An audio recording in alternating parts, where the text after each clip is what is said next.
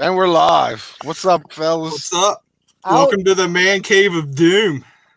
All right. Special guest tonight. Holy shit, it's Myber too. Oh, you guys out of the slimy swamps of seclusion. We're back, mother trucker. Thanks for inviting me, man. George, nice to meet you. Finally, you know what? Let's just get this out of the way. I am a huge fan of your morning podcast, my brother. Oh, thank you.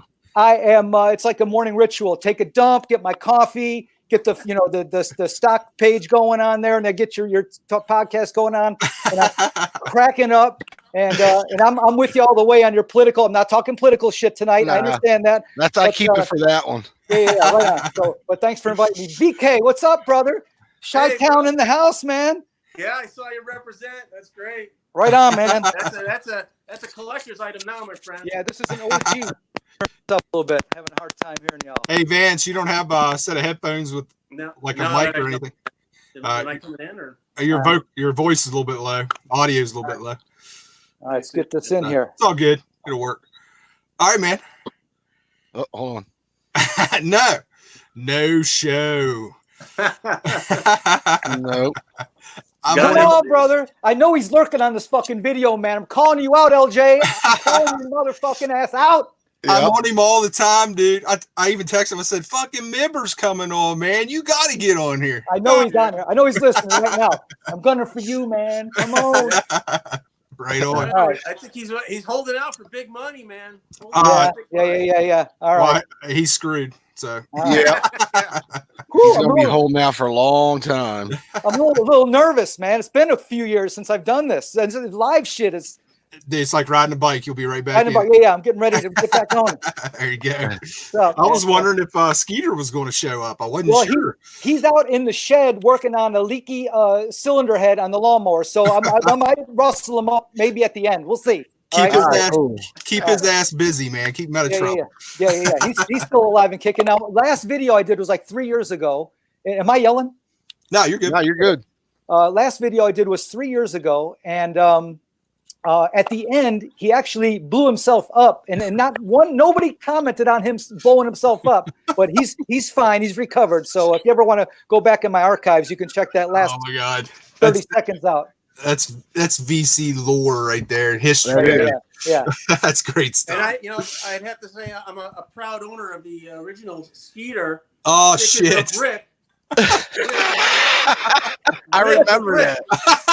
I forgot about that. Nice. That's it, brother. That's where it is. So, yeah. That's awesome.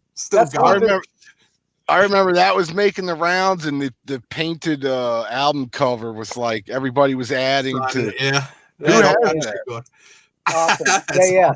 I think you said that the cover was very good, plus, and the record's near mint. So yeah, and then it also has that special goop, surfacing, then just extra primo good on the sound. Nice. Yeah, that's his 3-step system. Yeah. I use that on all my records. Nice. Yeah. Awesome. Sounds them right up. All right, guys. Thanks for joining, man. I think we're gonna have a good time tonight. Yeah. Let's rock and roll. Let's do it. Oh yeah. All right. So everybody knows everybody. We got George. We got Myber, first time, and Vance joining us again. This your second time or third time? Second time, right? Second time. I'm gonna get a beer. Hold on a second. The other one was on the fly. I think it wasn't really Yeah. Jumped in the last minute. Hell yeah. We're good. All right, man. So let's we'll go ahead and start. What we usually do is a record we think everybody should have in their collection. So we'll just go around the horn here. Cheers, y'all. Let's start with Vance tonight. Well, isn't it that the record in your collection or something everybody should hear? Or was that one category or both? Same. Yeah. All right. Well, here's a band out of Dallas, Texas, the stoner rock stuff. These guys are called Woo Fat. Okay. Nice. This is their album Midnight Cometh. Yeah, heavy. Right this came like 2015, I believe. What label is that on? Huh? What label is that on? The label is Ripple Music. I was going to say it looks like a Ripple title. Yeah. There you go. Right on. Cover. That cover rock. Yeah, I dig these guys. Kind of turned on to them through YouTube in a way where, you hit them. You hit like a band like Sleep or something like that, and these guys kind of pop up. There's another band too, which I can't find really any recordings. There's a band called Green Yeti that you might want to check out. But I like these guys. It's good stuff. It's there's like 5 songs on here, long jams. Vocals? Southern rock kind of sound to it. Any vocals? Yeah, there's vocals on here. All the songs have lyrics and stuff. So yeah, there's vocals on here. Just a 3-piece, and they're pretty good. Right on. Who's got the siren? That's me. Nice. Chicago. You're a Chicago boy. Fucking Chicago. I get fire trucks and ambulances here all the time. Fucking crackheads. You notice it didn't even phase him. He's like, siren. Oh yeah, there's a siren. Yeah, now I'm used to it. Yeah. It's a little sound of home for me, man. I'm out in the boonies. I remember what you got. All right, dude. I don't know if I was kind of late to the party on this band. Now, how the hell do you just limit it to one album, man? I got like.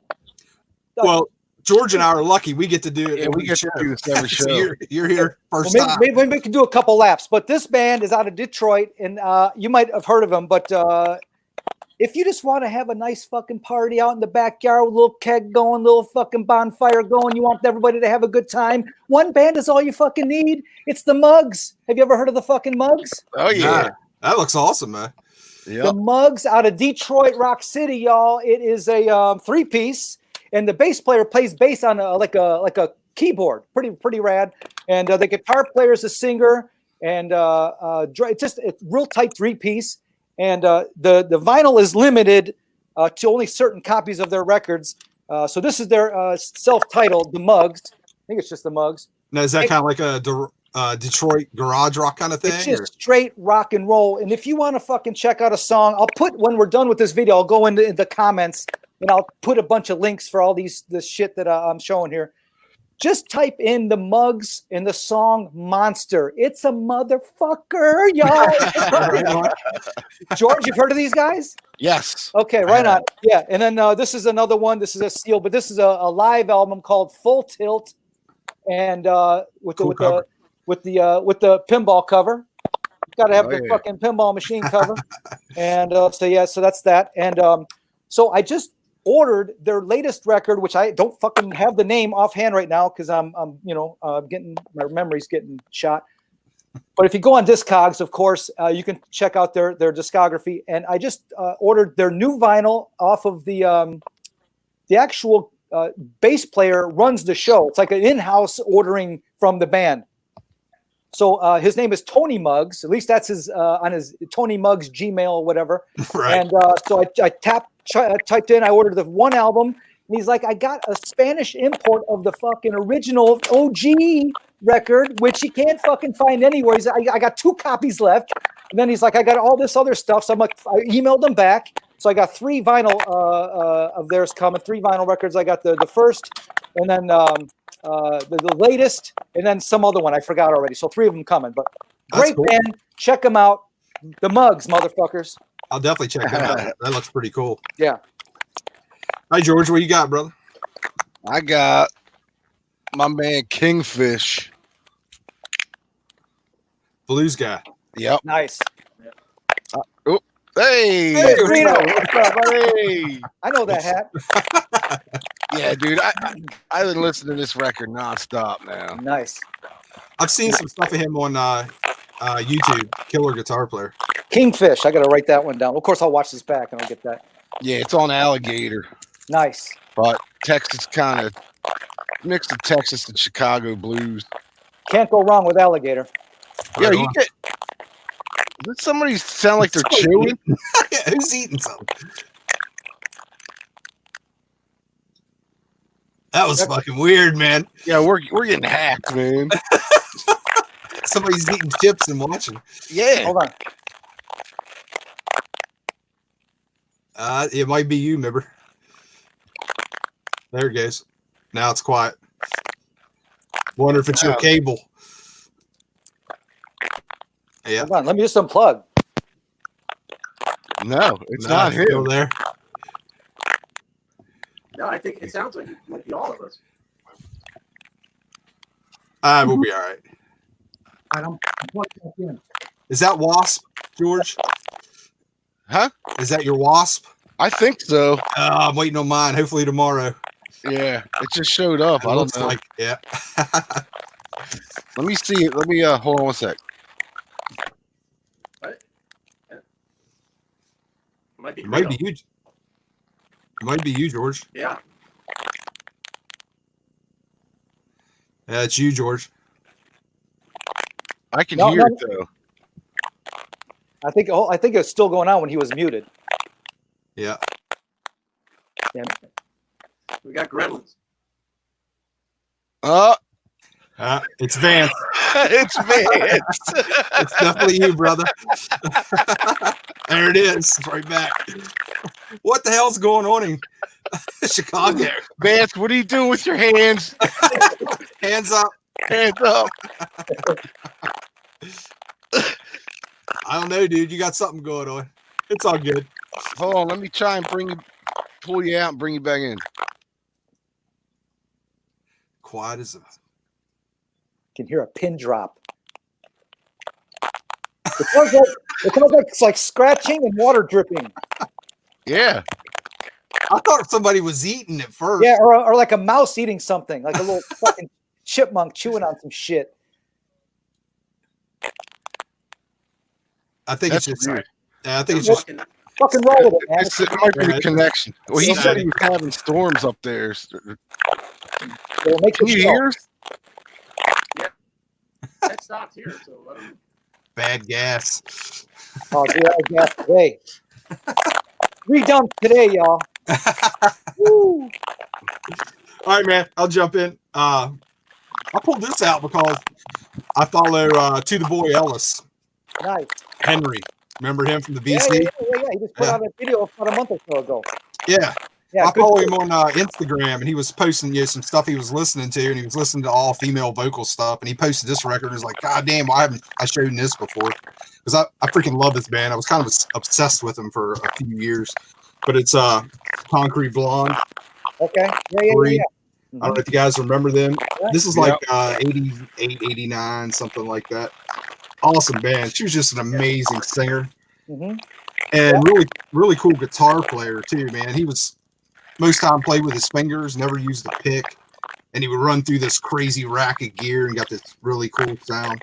But Nice. Jeanette Napolitano, man, just an amazing singer. So if you never heard that, man, definitely check it out. And it's Hey, what is that? When is that album from? How long?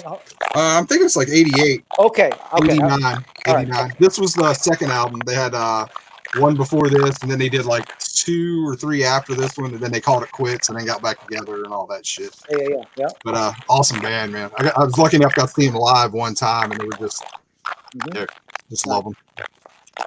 All right, right on. All right, man. So let's keep going. Next up is a boot. We just keep going around the circle. Yeah. What do you got, Myber? Okay, hold on a second. Shit. Now, I don't have a whole lot of boots, but I do have a couple. You know, this is probably very common, but there's a story kind of behind this one. This is the Ramones. CBGB 77. You guys probably have this. Nah, that's old school, isn't it, dude? An old school pressing. It's meant to look like one, I think. Very good, George. You're correct in that assumption. Yes. So I got this at Academy Records in New York City, probably in 2008 or whatever, back in that era. Uh-huh. So I go to New York City, go to the Academy. It's got all the hits, and it actually sounds pretty darn good for the year and the type of show and all that at the CBGB. So I go to Academy Records, New York City, a pretty well-known record shop, really hipster vibe. It's in Williamsburg, Brooklyn, actually. And so I bring home I think I actually did this in one of DK's videos back in the day. All this stuff's coming back to me. Long story short, I bought a copy of this. I bring it home. I take it out of the fucking jacket, and I put it on, or attempted to put it on, and it fucking fell out of my fucking fingers. Scratched the fucking one side of the record, dude. I didn't even get a chance to fucking put in the goddamn thing. Yeah. So then again, I had to rustle up. I found another copy, I think online somewhere, wherever, but I didn't go back. This is my second copy of That's cool, man. CBGBs. Yeah, I've never seen that copy or that that cover. That's it all. Right on. Where you got, Vance? Of course, I have to show this. This is the second night of the Copenhagen warm-ups for Led Zeppelin. Hey, 3 albums, 1979. hey, dude, There's something going on, brother. We can barely hear you, and it's like real staticky and Sounds like a robot. yeah. You want to? Yeah. All right, so yeah, this is the Copenhagen from this. Where's your microphone night, at? And it's an interesting pressing. It's it's in the beginning it has all this, like, I don't know if it's Korean or Japanese. I've never can figure it out. It's all written in Korean or something like that. And then when they transfer the song titles here, they flip the names around. So like a song like Black Dog, they got it listed as White Cat. That's funny. That's funny. He's happened in 82, 83 at a place called Rolling Stone Records, which is still around, and no member probably knows that. Yeah, been there back in the day. Yeah, one of the best record shops. I used to pick up as many as I could afford at the time. Looking at something like this for $30, $35 was like big money then. Yeah, that's cool, man. Yeah. So yeah, these were the warm-up shows for the network festival too. So it's a 3-album set. It's just black vinyl. The white labels. No information on the label. So being not really realizing back then, I wrote like on the numbers, one side 2, side 3, but it ain't gonna go nowhere. So right on. Well, yeah. Hey Vance, you might want to. Hey, can you hear me, Vance? Yeah.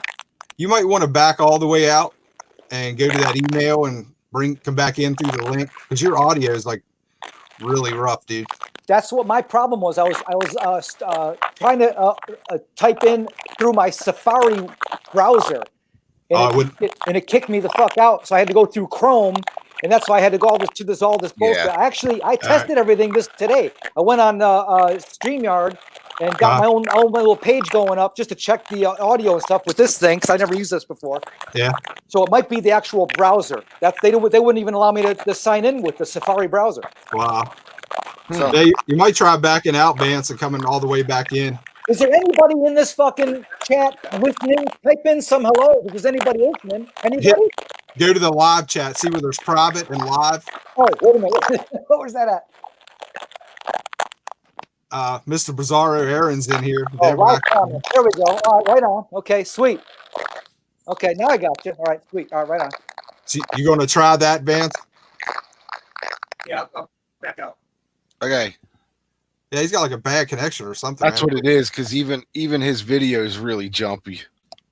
Yeah, I typed in. I'd use Chrome, and the same thing happened when I was doing the Zoom stuff with my buddies. I couldn't sign in with the Safari piece of Mac shit, and so I had to go with Chrome.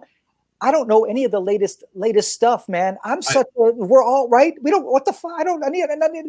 I'm clueless. Chrome. What the fuck is Chrome? I just learned Chrome. Dude, I'm the same way. That's why we started using StreamYard, because it's like, oh, you just hit a link and go. Hey, we're good. Yeah. You know what I mean? Yeah. All right, George, what you got, brother? I don't.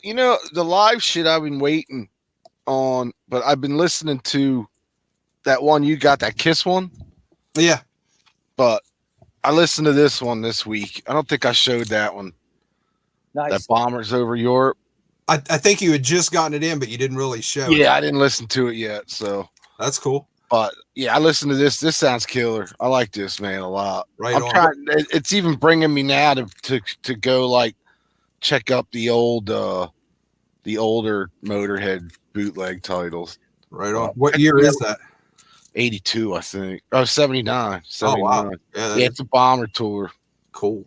I'm really light on my bootlegs, man. I got some Pumpkin stuff. I don't know how you guys are with the Pumpkins and stuff. That's kind of my 90s is my era. So we'll talk about that down the road here in the show. But that's cool. I like the EP and the first album. I love those two Pumpkins. Yeah. That's kind of it for me, but awesome stuff. But I got to get more of the boots. Yeah. I got another thing that's for George. I know he's got it, but it's I got a couple things that right up George's alley in a minute. We'll get to it. All right, cool. Yeah, we're still getting it. Yeah, I don't know what's going on, Vance. Yeah, I think it might just be the StreamYard. I mean, I'm not sure. I mean, I log back in and out. I mean, how do we sound on your end? What's that? I hear it when you talk more. Huh. Like whenever you backed out. whenever you backed out, it got real quiet, dude. So I'm pretty sure it's on. Are you listening to us through speakers on your desk there? No, I'm on my phone. I can switch to. I can go to my laptop maybe. No, Yeah, I was thinking maybe it was just us feedbacking, but if you don't have it running through another, yeah, you might try your laptop. Might get a better deal. And sign up through Chrome, man. That's the best way if you have Chrome. what's Chip Chat Audio? Aliens are communicating. That's right, man. We're getting the static, the alien static. Get the dish. We're gonna point it up to the Gulf of Orion. Yeah, it's like we're on Chip Chat, but we're eating chips. All right, man. I'll go. I found this for $2, probably like 10 years ago. And for $2 for an old school bootleg, I couldn't pass it up. So I had to get it. Nice. Oh yeah. I've never seen a Duran. Who the hell would bootleg a Duran show? Right. But it's actually a radio show. I can't remember which show it was. But yeah, it's got the announcer at the beginning and everything. And it sounds great for as good as Duran can sound. But it was just, like I said, it still has the price tag on it. Hopefully you can see. I paid $2 for it. Nice. So Cool. couldn't pass that up. It's just something weird to have in the collection. Right on. So Never ever seen a fucking Duran Boot at all. dude, that's the only one I've ever seen. Yeah. Like I said, when I first saw it, I'm like, who the fuck would go to the trouble of putting out? But I'm guessing this was like, it's got the old, it's just a white sleeve with the pasted on thing. Yeah. So this is probably from when they were active, 83, 84. So I'm sure there was people buying them then. I don't know. So I jump into Nerd Alert. This is just some weird shit we're all into besides music. See what else you got. Now another thing is how do you just pick one thing? That's the You'll be back, brother. You'll have time to right say more shit. All right, I gotta pace myself. Yeah, there you go. Don't blow your wad all at once. All right, go for it, man. Dude, I got like shit strewn all in front of me here. So Show some stuff. okay. So some things that I collect are not really collect that I have. Remember these? Hell yeah. God, I still have mine. Right? Yeah. Right. I only have the football one. Right? Do they still work? These are the OGs, and this is an actual repro. But that works. I don't know if you can see the LEDs on there. Yeah. Yeah, there it is. Right? And can I make the noise go? Let me see. Hold on a second. You hear that? Yeah. Okay, so that, and if you had back in 4th grade, now again, I think we're all kind of the same era of life here. It was all about the Mattel football. Now, I come from a loving family, but I'm a lower middle class upbringing, south side of Chicago, so I didn't come from a whole lot of money. Not that matters. But when you're in 3rd or 4th grade, now see, I got the Walgreens version of this, or like some drugstore version, and it wasn't the Mattel. Just like anything name brand, even back in whatever 75 or 76. If you had the Mattel, dude, you had a circle of your buddies in 3rd or 4th grade. You were the shit. One more thing, then watch it. Now, I collect a bunch of antiques. I collect a lot of stuff. So again, being from the south side of Chicago, I still have family that lives there. My uncle, my mom's brother, lives in a town called Harvey, Illinois. Vance, you know about Harvey? Yeah. Harvey, Illinois. Yeah. Explain what Harvey is. Harvey is right. Yeah, It's a shithole. Now, okay. I was trying to be nice, but yeah, It's a fucking shithole, y'all. It used to be glorious back in the 60s and the 70s. I grew up. I actually went to kindergarten in Harvey, Illinois. I lived with my grandma. My parents were divorced growing up. We'll get into that down the road. So at any rate, Dixie Square Mall. Vance, Dixie Square Mall, bro. Now that I wouldn't know. The movie Blues Brothers. Oh, okay. Yeah. I thought that was something else. That's the one that they trashed. Dixie Square Mall in right in Harvey, Illinois. that mall was still up back in the 80s, but it was all it was empty on the inside. So they set it up to look like an actual mall. You remember the Blues Brothers, right? I'm talking to you, right? Y'all know the Blues Brothers. Oh shit, yeah. So Yeah, when they're going, all that stuff, they put all the stores and filled them with all that stuff. exactly. So, but in the actual mall drive-through crashing cops and Blues Brothers mobile scene, to make that come to fruition, they had to put special flooring in the mall so the car wheels wouldn't constantly just fucking spin on the linoleum, okay? Yeah. So my uncle is a historian of the south side of Chicago area, namely the Harvey area. And when it was all, the mall was fucking dilapidated, the shit, we know they have squatters in there and shit like that. But you could still go on in there. But he brought in a journalist to do a little story about that era in that mall. In the mall, they still had, okay, here's a little picture of the actual movie, okay? All right? Yeah. You see that? Okay. Now you can see right here a little line. If I can see, where am I going up here? Okay, see this little line? I can't do it. I'm reverse here. You can see the tile right there, okay? They put fucking tiles down, and I got one of the motherfucking tiles. Oh shit! That's Okay, awesome, and you can see that something skidded across this one right here, like a cop car, white hood of the cop car. So this is an actual rubber. It's a rubber tile, and they put all these down so the tires would get grip, and they were able to shoot that fucking scene. dude. That's awesome, That's my last nerd alert fucking show. dude. Yeah. Well, you just scored that. Next, That would be so cool to have framed with a picture. That picture Right? you got above it, and Yeah. everything. That's awesome. right there. Yeah, pretty sweet. Yeah. All right, that's my thing. It's gonna be hard to top that tonight. Yeah. What you got, Vance? That's how do you top that though? But you know, I'm bringing it big tonight, man. Sorry, I'm excited. You would expect nothing less. All right. I got, I'm the same thing. I got all kinds of these little collections, and I could do little samples of them. One thing I thought a lot of you guys out there might think is kind of neat. I picked this up from my local record store just before the concert I went to go see for Sleep, and it was a big lighter. They had the Sleep show on here, New Year's Eve 2019, and then on the other side it has the dates. Wow. So I thought it was kind of neat. Yeah. And then they also had, they're giving out these sticker cards. Sleep the sticker on there and the show dates. And that'll kind of seg me into this. I collect a lot of radio stickers, bumper stickers and stuff over the years. So, here's a couple I'll throw out there. These are pretty much all that have bands on them too. So, these all have customized for the certain bands on shows or whatever that they did. This is a Page and Plant window sticker from Chicago show. Pearl Jam here at Q101, a station here in Chicago, Soundgarden. I believe this WBAP. I think that's out in New York, if I'm not mistaken. That's cool. Got a Rush one from them as well. Oh, sick. Iron Maiden. Nice. This was. That was I don't strong. know. Remember Laser 103 up in Milwaukee? Yep. Yeah, I got that before the show. Oh look, who pops up? ZZ Top. Nice. What the hell's going on? Yeah. Can't have a Fucking good- every episode of Mancave is ZZ Top. There's a Prover sticker for the Metallica album they were giving out. These were handed out at the Yes concert in '84. Yep. From Sparkmatic Sound, remember that? Yep.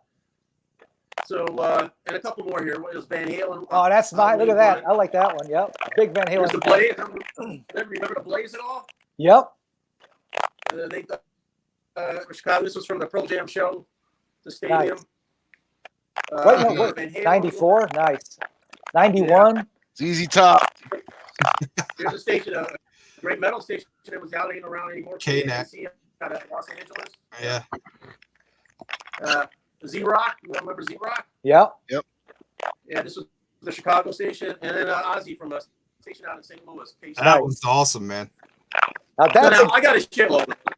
I got the stack's like about that big. You can see how Holy thin shit, a man. sticker it is, so. yeah, that's a So those sick are the collection, kind of man. highlighted bands on it and shit, I see Aaron's in here. What's up, Aaron, Metal Theologian? What's up, my brother? The fuck, man? They're all pouring in. Sweet. Cheers to you, bro. That's awesome, Vance. Killer collection, bro. So Hell yeah. I got a loop Yeah, one that's upstairs. I got an old loop one with a Maxell promotion on the back where you can get a Maxell cassette from the 80s or some shit like that. That's cool. Right on. Well, damn, George, what'd you bring? Gotta break out the big guns now. We're not really. The only thing I brought, this is what I've been reading this week. I just got these today in the mail, but since we don't have Barnes and Noble right now, yeah. I saw that the what's it called? Tomorrow's Publishing put out the new Retro Fan. That's cool. That's a pretty cool magazine. Yeah. Dude, I was thinking about that Captain America movie like today. Remember the old 70s one? That's what that is on the cover. Yeah, right? they reissued it on DVD, both movies. Yep. About, I don't know, 7-8 years ago now. Mm-hmm. So I haven't looked through this yet. And then there's your Shazam ad. Hell yeah. Yeah. Awesome. And then with that, I get, usually if I have to order magazines like that, I always go on their back catalog to see if they have any sales. Because any magazine you get from this company, it's not, it's not really time. What's the word I'm looking for? Doesn't matter what time you buy them. You know what I mean? It's just all period pieces from. So I got a couple old alter egos and back issue. That's cool. Well, Greeno, you probably know these. Like alter ego deals with Golden Age, and back issue deals with pretty much Silver Age, and and the 70s considered Silver Age, I guess. The end of it. You're getting into the Bronze Age there or whatever. So I used to get this every month back in the day through my comic shop. It was cheaper. It was like $7 then. Yeah. Do you have any comics that need pressing at all? You know what that is, right? What's that? Remember, I just sold my whole collection. Because I got a buddy of mine, he actually makes like certain grades of comics. He does the pressing. He presses out the creases and he upgrades your copy. So if you ever need that service, let me know. Cool. No shit. Yeah, I got a couple of friends that are hardcore into it, and they send books out to have them pressed and all that. Yeah. Place out in Buffalo, Pressing Matters. He's a fellow eye doctor buddy of mine. So, that's cool. Right on. But the other thing, this is what I've been reading all week, is the reissue, the 1990s reissues. Yeah. Sweet. I just pulled them out of the box upstairs. But, oh yeah. Old EC stuff, man. That's killer. And I like the double, it's like these are the 80-page ones or 64-page ones. Mm-hmm. That came out. From the Crypt. Nice. Yeah. They're all from EC, but I never got like the Mad magazines or all those. They reissued all that shit too, but do you know what they're reissuing? Cult Metal Classics is reissuing a Snake Pit magazine. You know, the first 5. I can't wait, dude. You know about that? Okay, good. I knew I wouldn't be the first one to tell you that. Yeah, I have maybe half of them that they put out throughout the years, but still, man, that in a nice hardback version with some vinyl. Hell yeah. Now, do you guys remember the show back in the 70s, like a Creature Feature? Yeah. Creature Features? We had Creature. Everybody had different. Yeah, everybody had different ones, different areas. You guys had what? Svengoolie, Son of Svengoolie.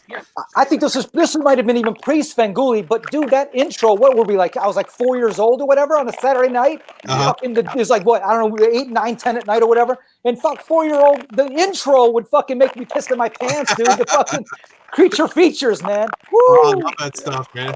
Yeah. I can't hear you, Vance. I said you could find the intro on YouTube. Exactly. Okay, yes, I've been doing the old YouTube thing lately. Yeah. George, did you have Creature Feature going up?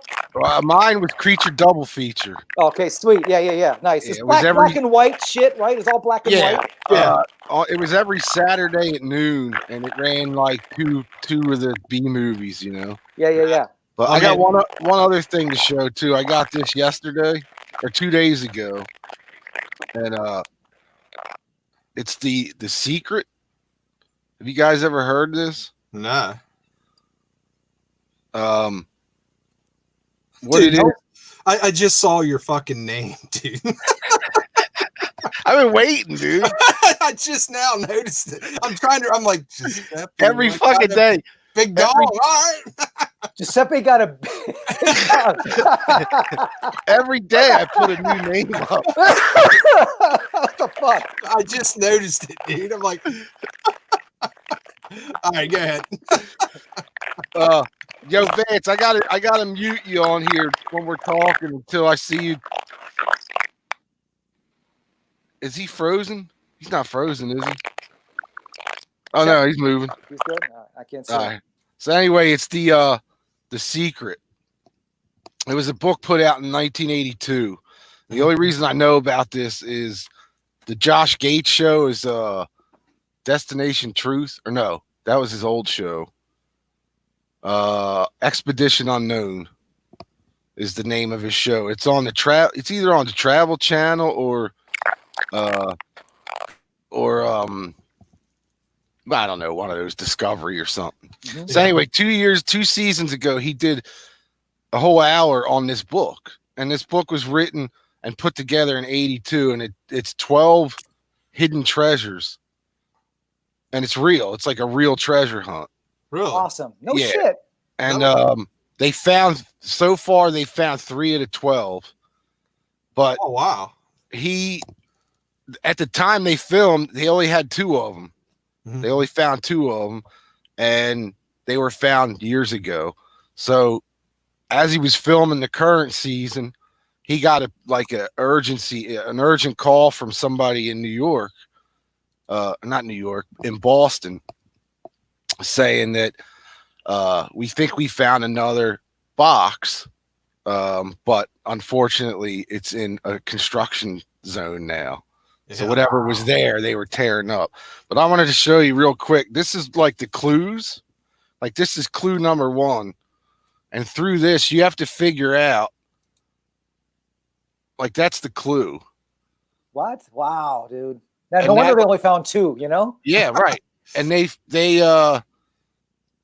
you have to find the clues in there to tell you where it, like where it could be, what state, what. What's that printing on the other page? What's that say?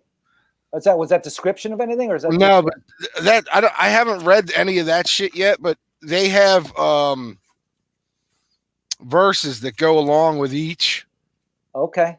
Now, does that help you with the clues as well? Dude, not really. It's supposed to, but not really. But here's like I'm going to try and get as close as I can, but there's inside each plexiglass box from 1982 is this little I don't know, vase or yeah. And this is the lid. Yep. And then that's the key that's inside each one. Wow. So who supposedly did this? The guy that put this together. Sean Kelly, I think his name was. Wow. And they found how many so far? 3? 3. Is that across the whole planet or just like certain state or? Sean Kelly, yeah, this guy. And like Myber said, is that like just in the U.S. or everywhere? Or? Well, obviously they didn't know at first, but I found a list online of where they think all the paintings originate, like where the paintings are from or where they think it could be. And they're all in the U.S. except for one. One's in Montreal. Okay. They think. That cover looks like the cover of this Cutthroat album. Yeah. Cutthroat. Is that the 90s band Cutthroat? This is an 87 record. It's pressed in I don't know when, but this is a 500 copy, 397 out of 500. But that cover reminded me of this cover here. Yeah. Well, check this out. Here's one record. Yeah. Here's the one they didn't find yet. But look at this woman's face in this picture.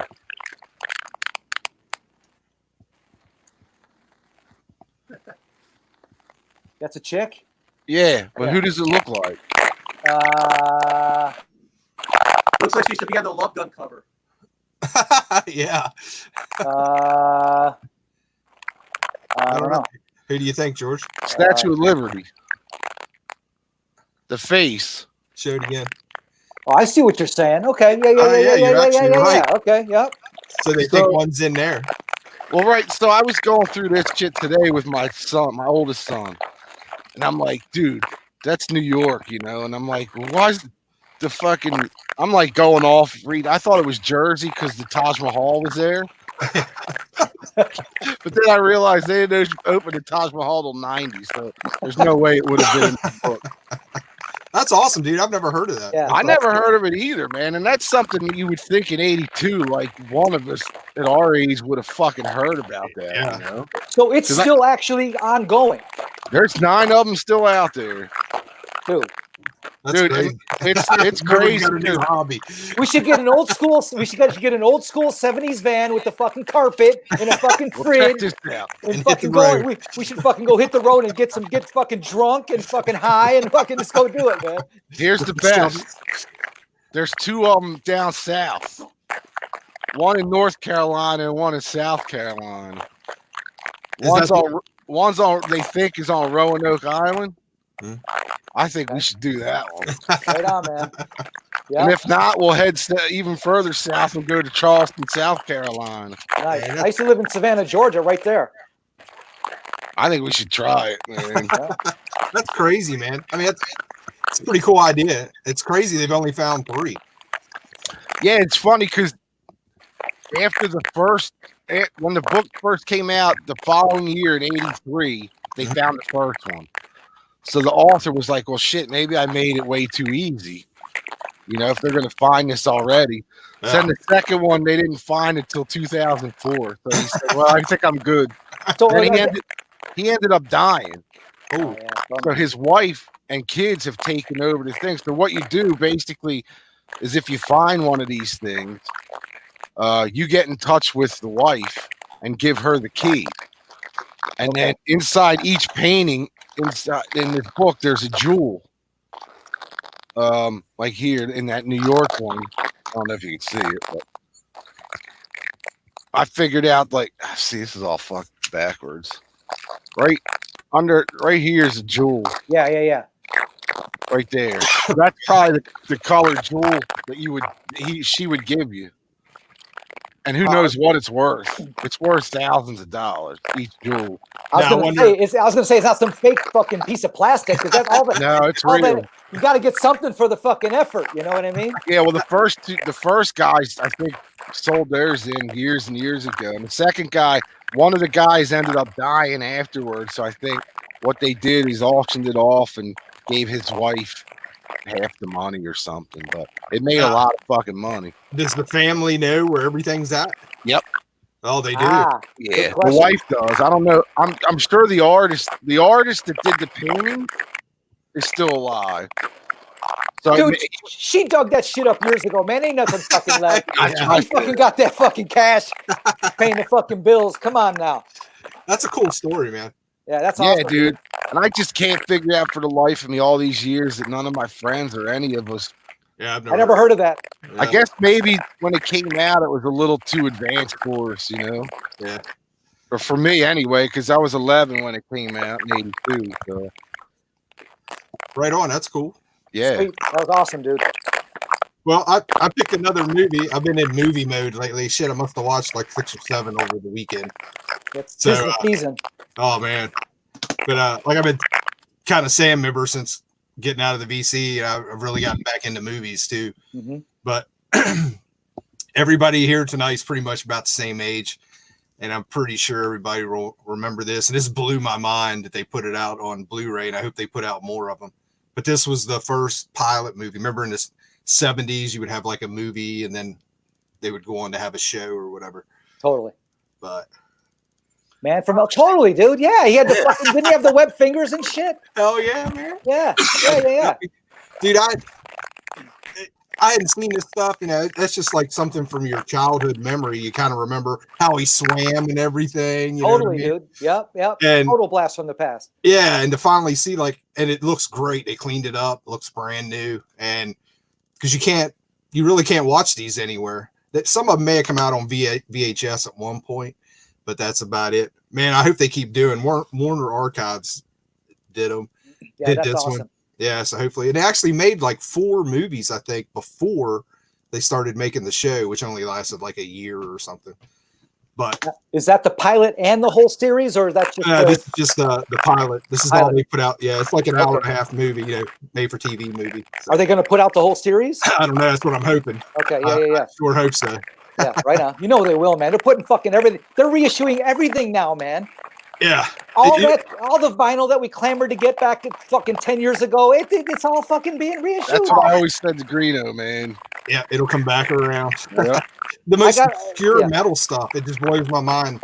Shit that I've never even heard of, even from back, and they're putting this stuff out and it's awesome. It's shit, $500, $600 for an original. Now you can get it for $25 now. Sick, yeah. Like the yep. Anyway. Awesome, dude. Totally remember, like $6 Million Man, dude. All that's fucking those shows and hell yeah, man.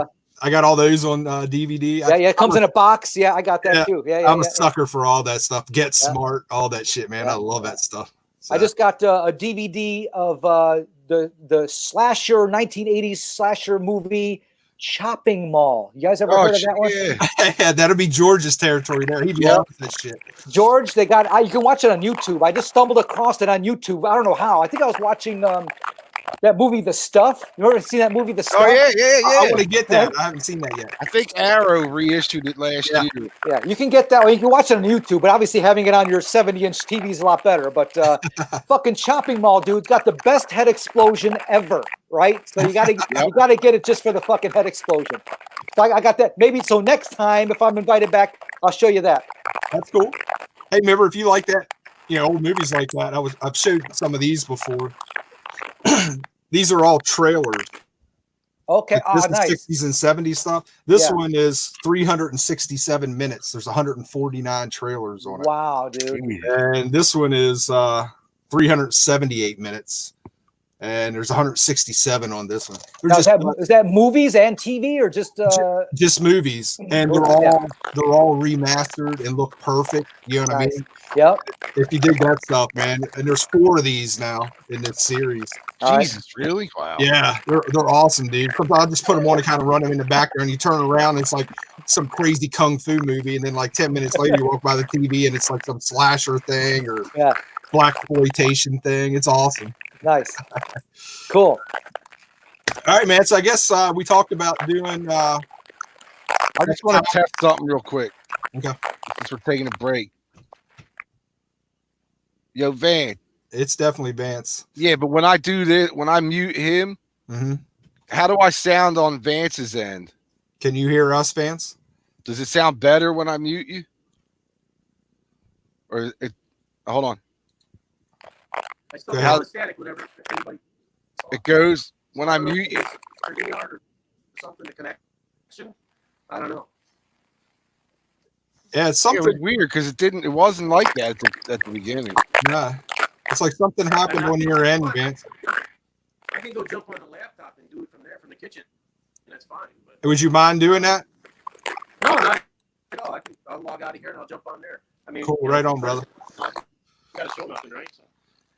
No, are you on any time? I'm not on any fucking time crunch at all, man. I got nothing to do, man. Me neither. These things usually last 2 hours. I was just trying, when everybody else was talking, I was trying to mute them. That way it wasn't coming through. But I think we all are kind of on I'm on a semi kind of retirement right now. I'm growing into it. I'm actually getting more comfortable. The longer I'm on call in case I get an emergency patient that needs a problem, take a problem taken care of. But I'm still getting paid, which is great. I'm at a 70% pay rate, but that's fine. I'm sitting at home, fucking getting paid 70%. And I'm growing into it. I don't mind this, but the word's getting out that we're going to probably get back to business at the latest early June. So I might have hopefully another month. Yeah. Oh, shit. I'm in no fucking rush, man. I love this shit. You're practicing for retirement, dude. It's fucking great, dude. I thought I'd never really like retirement because I'd be all anxious and fucking, what am I going to do? It's great. I get to sleep in. I get to watch, George's podcast in the morning. I listen to that. It's awesome. Dude. I got a big yard to take care of. I have trimming hedges. It's fucking cool, man. Dude, guys like us are made for that. If you think about it, because we all got a ton of our toys and shit. Yeah. Man, I'm fine. It's like I'll That's what I said. social I'm used distance to this forever. Yeah. We can't leave go. the house. We can't go past June, man, though, because we'll lose the fucking store at that point. I think. Totally agree. Now I know, Greeno, you went to Darkside Records in Poughkeepsie a while back, correct? Yeah, man, that's been a while. Yeah. See, I got this memory now, right? So I haven't lost everything. But Darkside Records, I don't know if you went to the old or the new version. I got a newer version. Hey, he's back. Sounds better. Can you hear us, man? You think so? Yeah. Because I'm still getting it tinging a little, but all right. Are you getting the Good. Way better. Yeah. Yeah, it's way better. Perfect. All right, then, then sorry, guys. No, Something it's all right. screwed up. Might have been the phone. I don't know. You were fine at the beginning, and then it was all of a sudden it just kind of like something. But you said you were getting storms out there. Yeah, right? we had a storm that moved through here. Maybe it screwed it up. Yeah. You'll hear it you'll really hear it on the replay, I think. I heard it. Okay. Anytime anybody talked, it was that crackle. Yeah. So that's why I wasn't sure if it was all of us or just, obviously, I guess it was my phone. I don't know. Something was. Yeah, I don't know. It was weird. If I would have known that, I would have done that. We I can think hardly it's hear the you. connection, man. Yeah. I think because of better. storms and shit. What were you saying, Myber, about that store? Oh, I'm saying Darkside, just to go with what George is going through right now, they actually are still, they do a virtual shopping experience. Well, they'll actually have a camera, one of the guys that works there takes you through the stacks, and you can he'll shop for you. That's cool. You can still buy stuff via that. And then they have a website where you can order stuff online. And what they also do, which is a good idea, is they do every Tuesday, they go a used Tuesday for used, meaning they'll have a video like this, a couple dudes just, cracking it up with each other, and they'll put it out on Facebook and YouTube, and they'll show records, and you can actually buy them while you put dibs in, say, I want to dibs that Zeppelin record, and then in the comments, and boom, they sold a record right there. So they do this, cool. They do this once a week thing where they actually show their new incoming records, and they do sales that way. Just a little idea. But they do the web sales on their website. But just a little information in case you guys want to do a little sales that way, and curbside and all that shit. So the local shop we have, he'll text me when he gets stuff in. He's like, "Hey man, you might be into this," and I'm like, "Cool, I'll take that. I'll skip on that." You know what I mean? And then, after I get 3 or 4 things, I just cruise over. He brings it out to the car, pay him, and off I go. Obviously you got to be trust them about condition and shit and all that stuff, right? But and you got to kind of know your clientele to do that too, right? Yeah. So that's that's it. That's all I wanted to say. That's cool. Yeah, you know what? I think when I was at that store, I think a girl runs it, right? If there's a husband and a wife that own it. Okay. His name is Justin, I believe, and a big dude, right? I remember a woman was running it, and she was actually mentioning, hey, we're moving. So I think I was there right before they moved. Yeah, you were at the old location. They got a dude is fucking amazing. You can go online and check them out. And stupid coronavirus, boo-boo knows. What the fuck? The only reason I was going to save this, but it just popped up. So I had this. Hey, boo boo. Yeah, I had this conversation on Facebook with Greeno today. Yeah.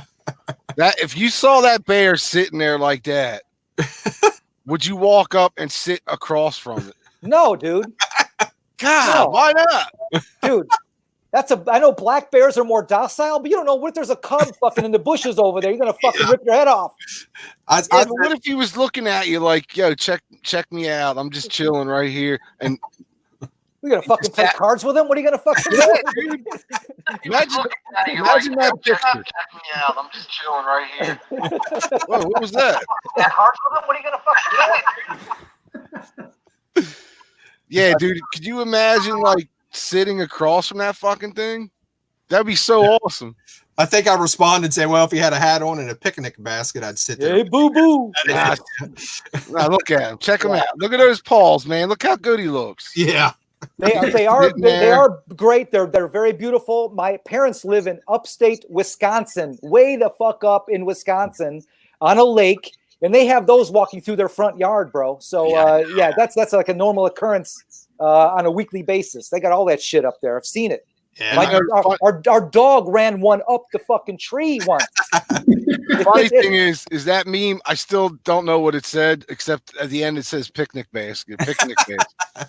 All I could focus on is that fucking bear sitting there perfect, like he's just chilling. You want to chill with it. You totally want to sit and hang out. I understand. Dude, I'm right there with you, George. But I think I would have to give it a shot. You know, you just better hope he's having a good day and that he's got a full fucking belly. You know what I mean? Yeah, if he starts growling and shit, I'm gone. Shit, that fucking guy. His paw is bigger than your fucking your head. See, that'd be my problem. Like, if there was a guy there, be like, yeah, you can sit there, just don't touch him. And I'd be like, all right, cool. And I'd be looking at his paws. The first thing I would be doing, be like, they got claws, dude, that are fucking like that. Oh god, bigger than my Johnson, man. I remember walking through the woods as a kid with a friend, and we were walking down this. See, Eric says he would definitely chill with that bear. All right, Eric, you're a brave soul, bro. We were walking down this dirt road. It was like a logging road, and it was wet. And we saw, I was like, man, does that look like a bear track? And my friend's like, maybe, I don't know. And we keep walking, and we see across the ridge a freaking bear walking down the ridge, kind of in our general direction, a black bear. And it's like, time to head home, man. Yeah. We freaking swung around and took off, because you don't know. I mean, like you said, they're kind of docile, but yeah, you don't know. Yeah. They got cubs around. Right. A brown grizzly bear will fuck you up before you even realize what happened. The black bear the black bear most likely will run away from you. They don't want any shit.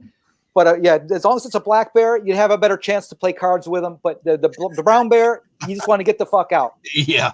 Okay. My in-laws got a bear right now. It's coming around the house. Okay. Yeah. Out in Western PA.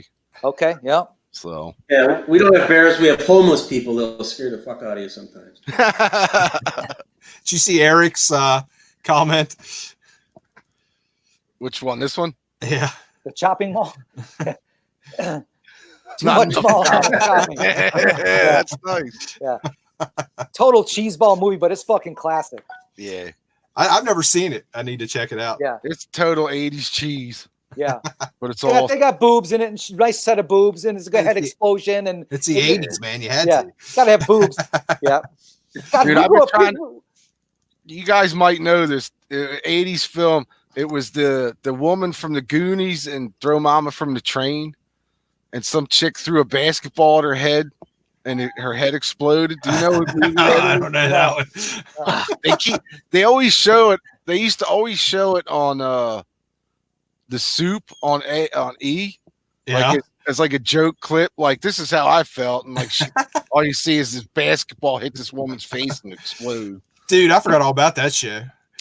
It's back. Oh, really? Yeah, it's got a new host, but I just saw. I don't watch much TV, but I was watching Practical Jokers the other night, and there was a commercial for it. Kristy Swanson, the OG Buffy the Vampire Slayer. Yeah, what movie was that?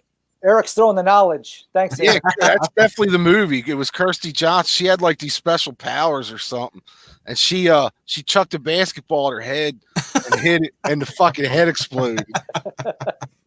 Classic. We could show that, can't we? Yeah. I could find that. Fuck yeah, why not, man? All that shit probably nobody gonna give us shit about that. Kirsty Swanson. But yeah, you'll see. I'll find it at the end here. Yeah, we kind of. I was gonna say we kind of talked about doing a time travel thing. Oh yeah. Myber's kind of suggesting. It actually sounds kind of cool.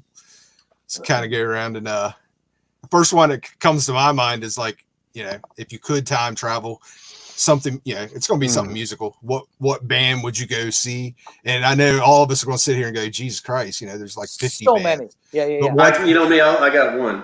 Oh, I will know which. It's like, what's the one that you would pick over everybody else? And Vance, I'll make it harder for you. What show would it be?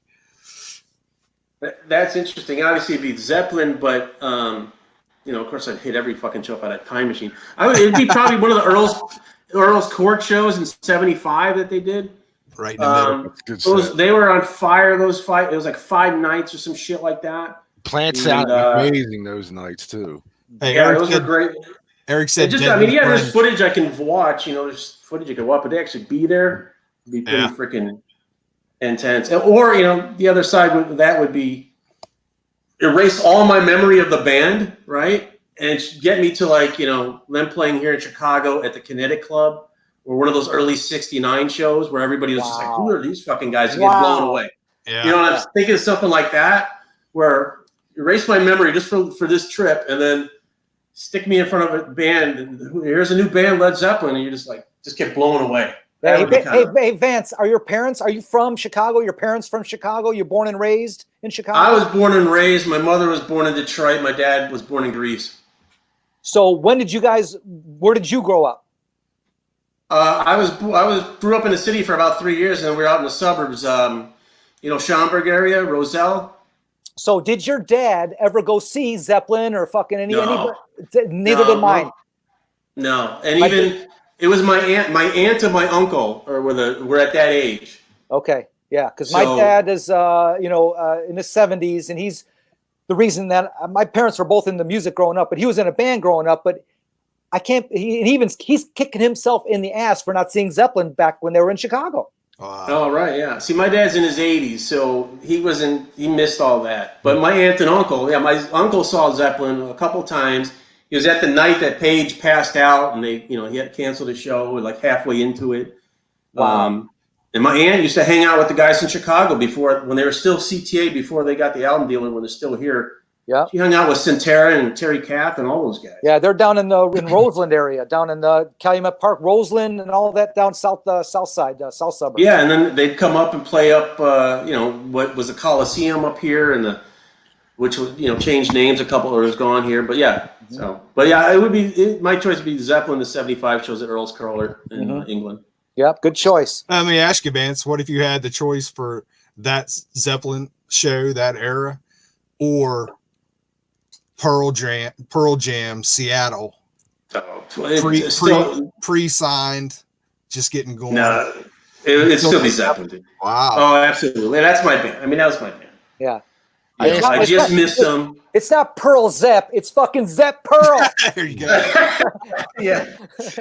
My dad was in the Navy after high school, and it was during Nam, so he was going, he spent some time over by Nam, but a lot of the times when he first started, he was going all over the place, and they would have all these tours, these artists would come. So he's like, "Oh, I saw a lot of concerts back in the day." I'm like, "Fuck, really? Like who?" And I'm getting all excited. He's like, like the Smothers Brothers.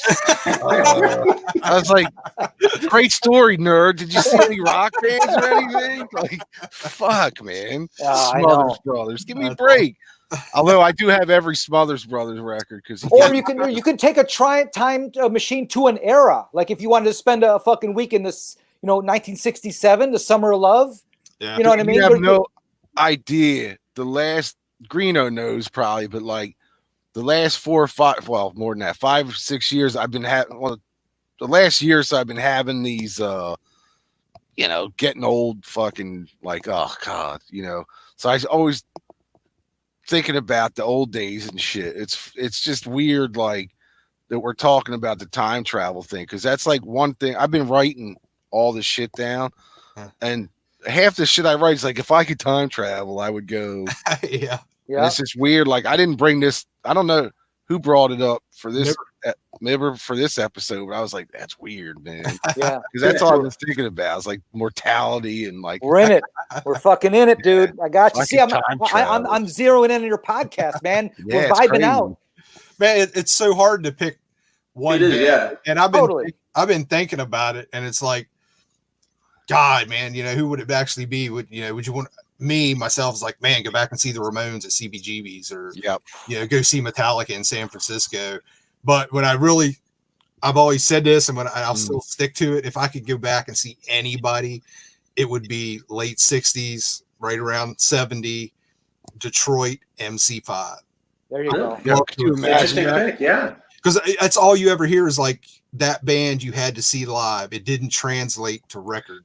They were just a monster live. And if you see some of the live clips, it's you can kind of see it, but I couldn't imagine being in the crowds. It had to have been amazing.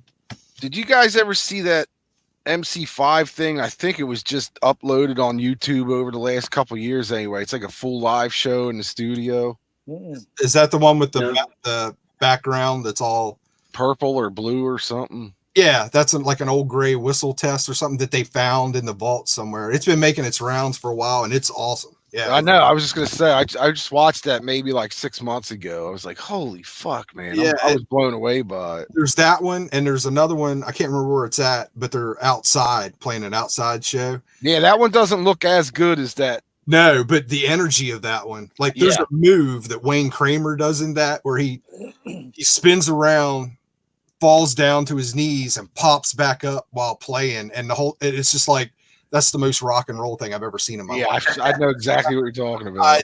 I that would be it. I would go back to see them. You know what I mean? That was like Jim Morrison. Remember how he used to back away from the mic and then fall forward on it? Yeah, and grab onto it. And he just looked like a dead body. Like some of the times when you see it, you're like, how the fuck does his body contort like that? It's weird. Mikey Bananas is in here. Mikey Bananas. What's up, bro? Get aggressive. Nice. I think Aaron may be lying. Smothers Brothers? Yeah, come on, man. Or Elvis. Elvis, there we go. Yeah. My right, dad George. said they were awesome. What do you got, George? What, for back in the day? Yeah. Back in the day, man. The number one. What would it be? Time Machine. The stage is yours. Dude, it would be anybody would know this. 1978, the Power Age tour. The headlining tour, though. The AC/DC's headlining tour. Hell yeah. Bomb. That would be probably, I would want to see it at like the Marquee or whatever the other big club in London was back then. Probably something like that. I don't know any dates specifically, but right. Power Age tour, they have to be headlining.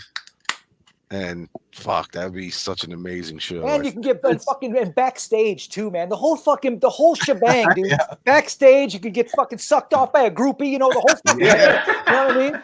That Come sounds on, man. great. Right? Dude, it's so hard. Security was. Yeah, that's all you need. Yeah, you think they got groupies for like this book that if we go on the road? Chicks, check us out. There's groupies everywhere, George. There's fucking groupies everywhere, man. We used to call them lot lizards. Come on. Well, that's the thing. My uncle would tell me about those Zeppelin shows. He'd tell me about sneaking in the Chicago Stadium. The half of the shows they didn't have tickets for. They were able to sneak in the stadium. So it was easy. Security wasn't like it was now, you know. Nope. No, dude. Yeah. It's like that You give a movie, guy a couple bucks, they let you through. By the time I was 15, I learned how to sneak in Vet Stadium in Philly for every Eagles game there ever was until I started buying season tickets like when I was, I don't know, 20, 21. Would you slip did you slip an end frame like $5 or something? One of the No, man, there was this one spot at Veteran Stadium. I don't know if you guys are familiar with it at all, but the ramping of the levels would go up and down on each side. So like you would follow the ramps up to go up to the top level.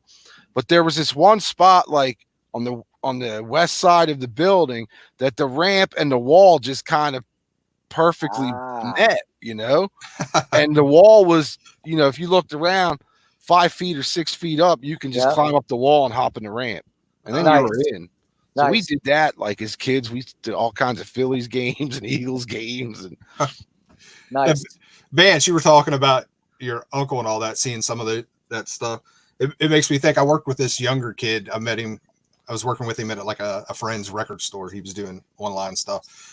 But anyways, this kid's like, I don't know, 10 years younger than me. And I ended up meeting, and he was really cool, but I ended up meeting his dad, who was like 15, 20 years older than me, and major music guy, huge Motorhead guy and all that. And I, you know, and getting to know him over time, he's like, so I'm like, you know, who all have you seen? You know, when did you first see Motorhead? Because like his license plate on his car is Motorhead, you know, the whole nine. And he's like, oh man, I saw Motorhead in '79. And I'm like, well, what's the oldest stuff? You know, he's like, man, one of the first shows I remember was in DC was MC5. And it just went from there in the early 70s. He's like, man, I saw Slayer on their first tour when they came to the East Coast, Metallica. He's like, I've seen all the, all the big old bands. It's like, God damn, dude. I ended up buying a bunch of, he had a bunch of cool old vinyl, new wave of British heavy metal stuff. And he was like hardcore into CDs at the time. This was like 10 years ago. And he's like, yeah, I'm just selling the vinyl so I can I'm just buying everything I'm selling on CD. And I'm like, well, let me know. And dude, I bought a shit ton off of it. Fuck yeah. Yeah, but man, he had the stories. But when he told me he saw MC5, I'm like, get the fuck out of here. He goes, no, I saw That's what I say. Every time somebody tells me they saw something like that, I'm like, get the fuck out of here. They're like, here, look, here's my ticket stub. Dude, he had Vance, he had original Zeppelin shirts. He saw them like, I can't remember what he told me, like 5 or 6 times in the 70s. Every time they would come around DC, Baltimore area. He had original Sabbath shirts, tour books from the 70s. It was like, Jesus Christ, man. That's Mikey Bananas said he did a documentary about lot lizards in film school. Now, did he do the documentary or did he star in the documentary? Yeah, he just told the chicks that he was filming a documentary. I would like to see this documentary. I remember. What do you got? I'm not Where as are you going, brother? Yeah, I'm not as exotic as you guys. I'm a very simple taste. I'm a Van Halen fan. That's what really, got me back, in the music back when I was a kid. Back actually when I graduated 8th grade, for my 8th grade graduation, I got a Sound Design rack stereo system. Remember that fucking brand, Sound Design, right? I had one too. It was my actual very first stereo system. Now, my dad had records. My mom had an 8-track. I actually had one of my first cars was a 77 Monte Carlo with an 8-track player in the motherfucking car. Nice. So when I got this stereo, my mom's boss, who was a lawyer, she was a secretary. Again, I come from my dad's a railroad worker, and my mom was a secretary who she later became a registered nurse. But at any rate, that's my my parents. Anyway, so my mom's boss bought me like 4 or 5 records, and I still remember my first actual records that I got with the stereo system was REO Speedwagon High Infidelity. Hell yeah. Rush Moving Pictures. Okay. AC/DC Back in Black. Okay. And Van Halen Women and Children First. Okay. So that's 1980, right? 81. Okay. Yeah. I graduated 8th grade in 81. Yeah. I'll be 53 next month. So Van Halen is part of my soundtrack of my life. And on YouTube, there's only about 3 songs of the Oakland Coliseum Van Halen I know show. exactly what you mean. Yep. That fucking 81, I think it is, or some shit like that, dude. That Oakland, I would fucking time travel right in that fucking show in a fucking heartbeat. That is the same exact year. It's the same exact. I don't know if that's Oakland though. Maybe it might be, but that year, AC/DC did a show in. Rosemont? No, let me think. Anyway, they filmed 3 or 4 videos from it for MTV, kind of like Van Halen did for Unchained. And is that the show you're talking about? Totally, dude. Unchained and So This Is Love. I think, and I forget the other one. So This Is Love, Unchained, and Mean Streets. That was the Mean Streets. Yes, Mean Streets, isn't it? I don't remember, but I should. I don't. Fuck. How come I don't know this? My brain. I'm on beer number 4 or 5. I only seen those 2 for videos though. I only seen those 2 live. I think there's 3 if I remember straight, because you can actually see there's like a whole streaming of the whole short version of the show. But I don't know. Why. And again, do we grow up in the right era? And the wrong era. Just because they didn't document any of that shit back in the day, dude. There's only just a handful of original fucking shows from, like the MC5s or even the early AC/DCs and the Zeppelins. Yep. Can you imagine all that shit starting nowadays with the technology, dude? All of that shit. But would we appreciate it as much? I don't know. But no. But the AC/DC's from Largo. That's what it was. Largo. Maryland, Largo. Yeah, Maryland. Yeah. A lot of back then, a lot of shows were coming out a lot of bootleg shows were coming out of Largo for some reason. There's a Van Halen Largo boot video that I've seen also. That's from 82, right? Yeah. But That's this Capitol Center, brother. That's where I went to all the shows at. Yeah. Good question. Yeah. So, but for me personally, it would be the Oakland Coliseum. That actual show that you can see on YouTube with backstage and getting some fucking groupies, right? Doing some fucking coke off of fucking chicks' tits. Come on, man. 80s tits. Rock and roll, man. Fucking come on, man. 80s tits. You know, it's always awesome to hear about Van Halen is like when I really got aware of them, you know, they were already 3 albums in or something, 2 albums in. But to hear guys that come up in the early 80s on that Sunset Strip scene, they all talk about Van Halen ruled, you know, they ruled LA. That's where all that shit started. You know what I mean? It's like, dude, it wasn't Motley Crue and all that. It was Van Halen. They started. Just imagine the fucking women, dudes. Just imagine the fucking, it'd just be dripping pussy all the fucking, come on, All man. over, man. Oh, dude. So that's He my. said Mikey Bananas says, dude looks awesome for 53. What the fuck are we doing wrong? Dude, yeah, it's a lot of effort, man. I can talk forever on all that shit, but dude, I put in the effort, man. It's not for lack of effort. I don't sit around on I put a lot of effort into fucking working out and what I eat and drink and a mindset. And you got to understand, who are we talking about here? Mikey Bananas? Yeah. He thinks this is what I think we're doing wrong. Too much hot whiskey and pizza. You got to understand. Think about this. And I was cognizant. You got to be aware of being aware. You all of us here, right here and now, are a winner, a 1 in 400 quadrillion winner of a human experience. Mm-hmm. Okay. And this is not a dress rehearsal, brothers. This is it. This is all we fucking get. So back when I graduated optometry school, I looked in the mirror and I got what's controlled, and it's a sickness, and I'm fucked up. I got issues. I got controlled. What do I call it? I'll get to it in a second here. Again, I'm on fucking some beers. I got a narcissistic trait that keeps me fucking. I don't want to get old, man. I want to fucking stay as young and as viable as I can for this one ride that we get, man. Yeah. I'll deal with whatever happens afterwards. If there's some I don't think there's shit afterwards. I don't remember shit before I was fucking born. Do you remember anything? I remember jack shit before I was born. So anyway, it's controlled motivational narcissism. I coined that. That's the fucking. I'm fucked up. I'm Mikey Bananas. I'm fucked up, dude. So since my 20s, I've been cognizant of this, being aware of being aware. This shit's on lease, man. This is a rental, like spacesuit, right? So I want to keep my shit nice. So I drink water. I sleep. I've been working out in the gym at least 3 to 5 days a week since I've been in my 20s. I got to be honest with you. That sounds like a lot of fucking work. But George, you know what I'm saying? Here's me vibing. I'm vibing with you, man.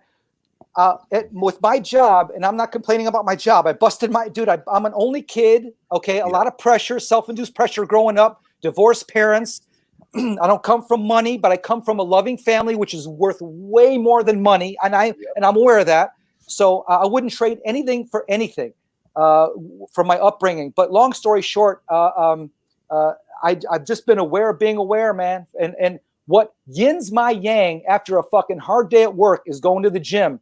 That's what balances my mindset. That's what gets that mental poison out of my system after work. And when this shit went down with the coronavirus, my gym shut down, and it was like 3 or 4 days into it. I'm like, what the fuck? I felt like I was starting to get anxious. Like nothing was yin and my yang at the time. So I went on eBay, and my big workout thing is a rowing machine. So I fucking bought a rowing machine.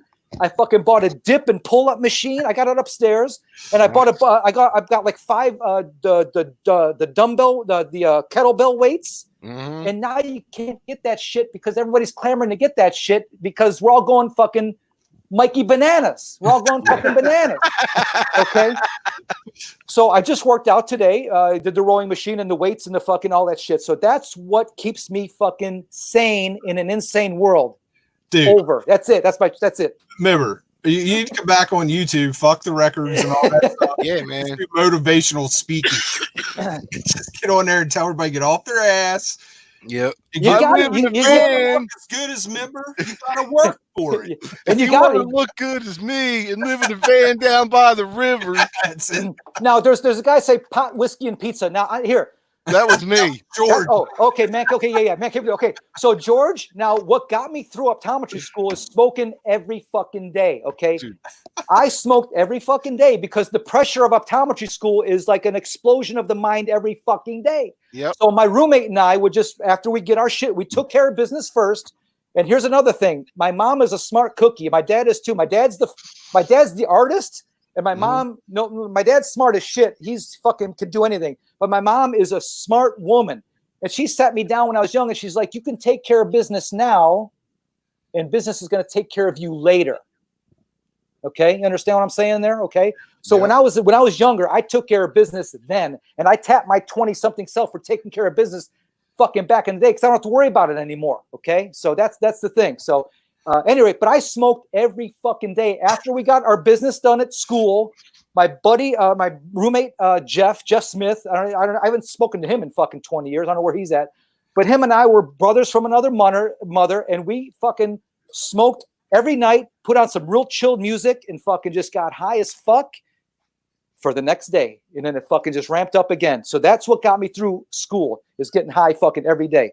I can't do it through life. I get high every fucking day, every hour. I can't do it anymore, man, because I don't know. I don't know. For me, I'm what you call a functioning pothead. I could smoke all day long, and just as long as keeps my nerves calm, I can do whatever. Totally understandable. And there's nothing wrong with that, dude. If when it gets legal in New York State, it's not legal in New York State, I might dabble in a little edible thing, but the smoking with the lung, can't wait for the edibles, man. The smoking in my lungs, that's what my pea brain being fucking all about being, healthy and shit. The smoke, especially with this coronavirus shit, they say if you smoke, you're kind of fucked. So I want to have clear lungs and shit. So I'll do some edibles when it's legal in New York State. If fucking Cuomo gets off his ass and legalizes this shit, we get some fucking revenue flowing in New York State. I'm going to go for the edibles. Cool. Over. That's it. Aaron agrees with me, man. Yeah. Motivational. Yeah, there you go. Yeah. Any rate, but you got to get off your ass, man. This is it. One shot, one lap around this race, man. So get off your ass. All right, let's do some more time traveling. Records. How about if you could go back and see somebody that's dead? Okay. One person, and singer, guitar player, drummer, whoever. Who would that one person be? And George, I know, is probably might have. Go ahead, George. Me? Yeah. Dude, this might surprise a lot of people. I really wanted. I always wanted to see Janis Joplin live. Wow, I thought you would say Bon. No, I've seen Bon. I mean, I've seen Bon like video, concerts over and over again on video. And there's small, there's a lot, not a ton, but there's some Janis out there. But I don't know. There was always something about her. I'd love to be on like the side of the stage watching her. That'd be cool. Yeah. That surprises me, dude. I was for sure you would have picked Bon Scott. Well, that's an obvious, but I didn't want to go obvious. Yeah. She's like probably the next one down of somebody that I could actually watch live that died. There's so many of them, but her would be like on the top of my list, I think. Can you imagine being first row fucking with Janis fucking belting out, no bra, she got no fucking bra, little nipples showing, right? Little titties and fucking belting out that fucking, your mind would be fucking, especially getting a little high, you got fucking buddy. Dude, that would be fucking thinking about being like at that Monterey Pop show. Yeah. Joplin. I mean, the Who smashing instruments in front of you, That would be nuts. Yeah. How about you, Vance? That's the first one that kind of came to mind. Oddly enough, would be I've always been a big Buddy Holly fan. Man, that's an awesome one. Sweet. It would have been cool to see him or meet him or whatever. That just came to mind. I mean, some of the other ones, there's tons of them, but that came to mind first. I think That's awesome. I would go for early, sweaty Texas Roadhouse Stevie Ray Vaughan. Yeah. Oh, it's like just watching him on Austin City Limits when he plays and closes his eyes and he's gone. You don't even know where the fuck he's at.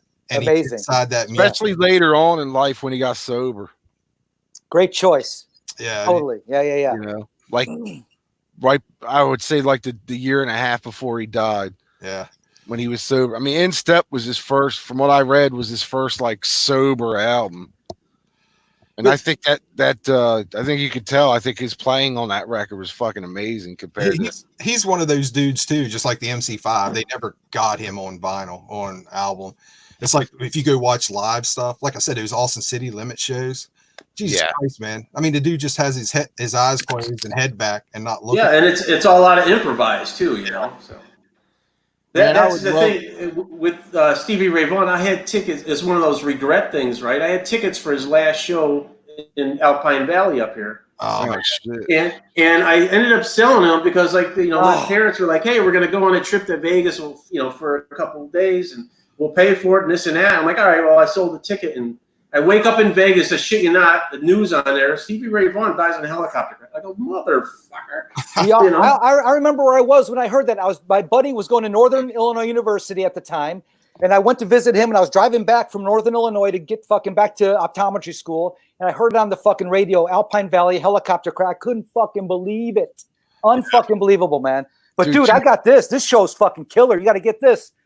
Stevie Ray at the Opera House. Hold on one sec. Is that newer release? This is live at the what does that say?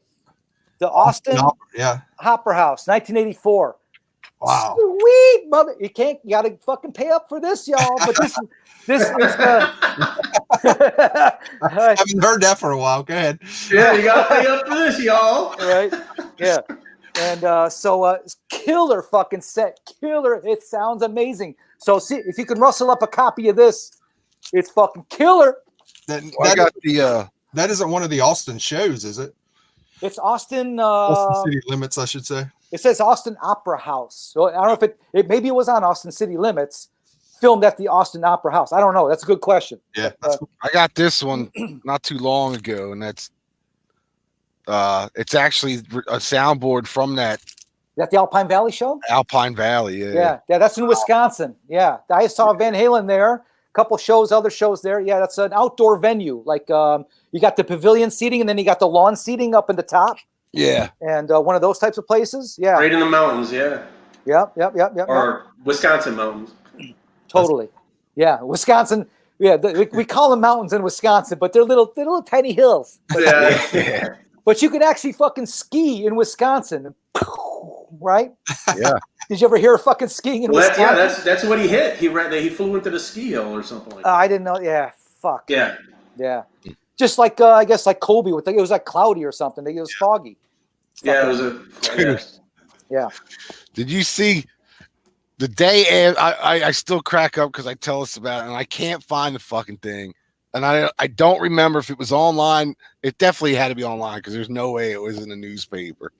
But it was a fog cloud, and it was like tossing the helicopter, and it said Kobe above it, like everybody. So my little guy shows me this thing, right? And of course, he's tossing it into the mountain. So my little guy shows me this. He's like, "Dad, you think this is too soon?" And I was like, "What?" And he shows it to me, and I was like, holy, I just started laughing. I'm like, God, I felt like shit because it was like the day after. But that's why I'm saying, y'all, one lap, dude. You never fucking know, man. So I know, brother. Fucking live it up, man. This is it. Fucking Kobe. Fucking all the money in the world didn't fucking help him right there. Yeah. And all your money does another minute by. Right? Fucking, we're all dust in the wind, dudes. Fucking. All right, man, who you going to see? Who's dead you're going to go see? Who, me? Yeah. I'm up, right? We're going to fucking... Okay, now here's the thing. This is going to be a team effort because I'm going to show you this right now. And maybe the audio will come. But I'm still fortunate to have my parents in my life. And I am and I am blessed. And and I did a couple videos back. It's probably about fucking 3 or 4 years ago now, because that's the last time I did a fucking video where I bought my dad a fucking drum set. Okay, my dad's a drummer. Always growing up, he was in bands since I was a fucking baby. And he would do the like a cover, like doing covers in the whole Midwest area, Iowa, Illinois, Wisconsin, Indiana. He would do that tour, just doing fucking like covers, like, just even disco shit back in the day.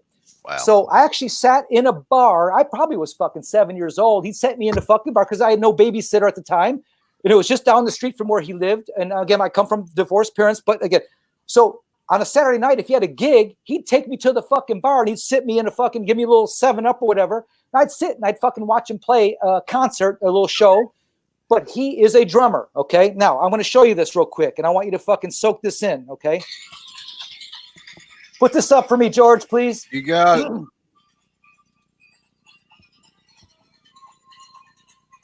Is that Pops?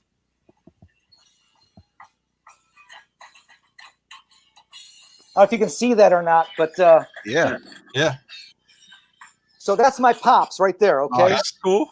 Now, he was playing Zeppelin, and he's he can play fucking anything Zeppelin. He's got that fucking double bass shit down. Yeah.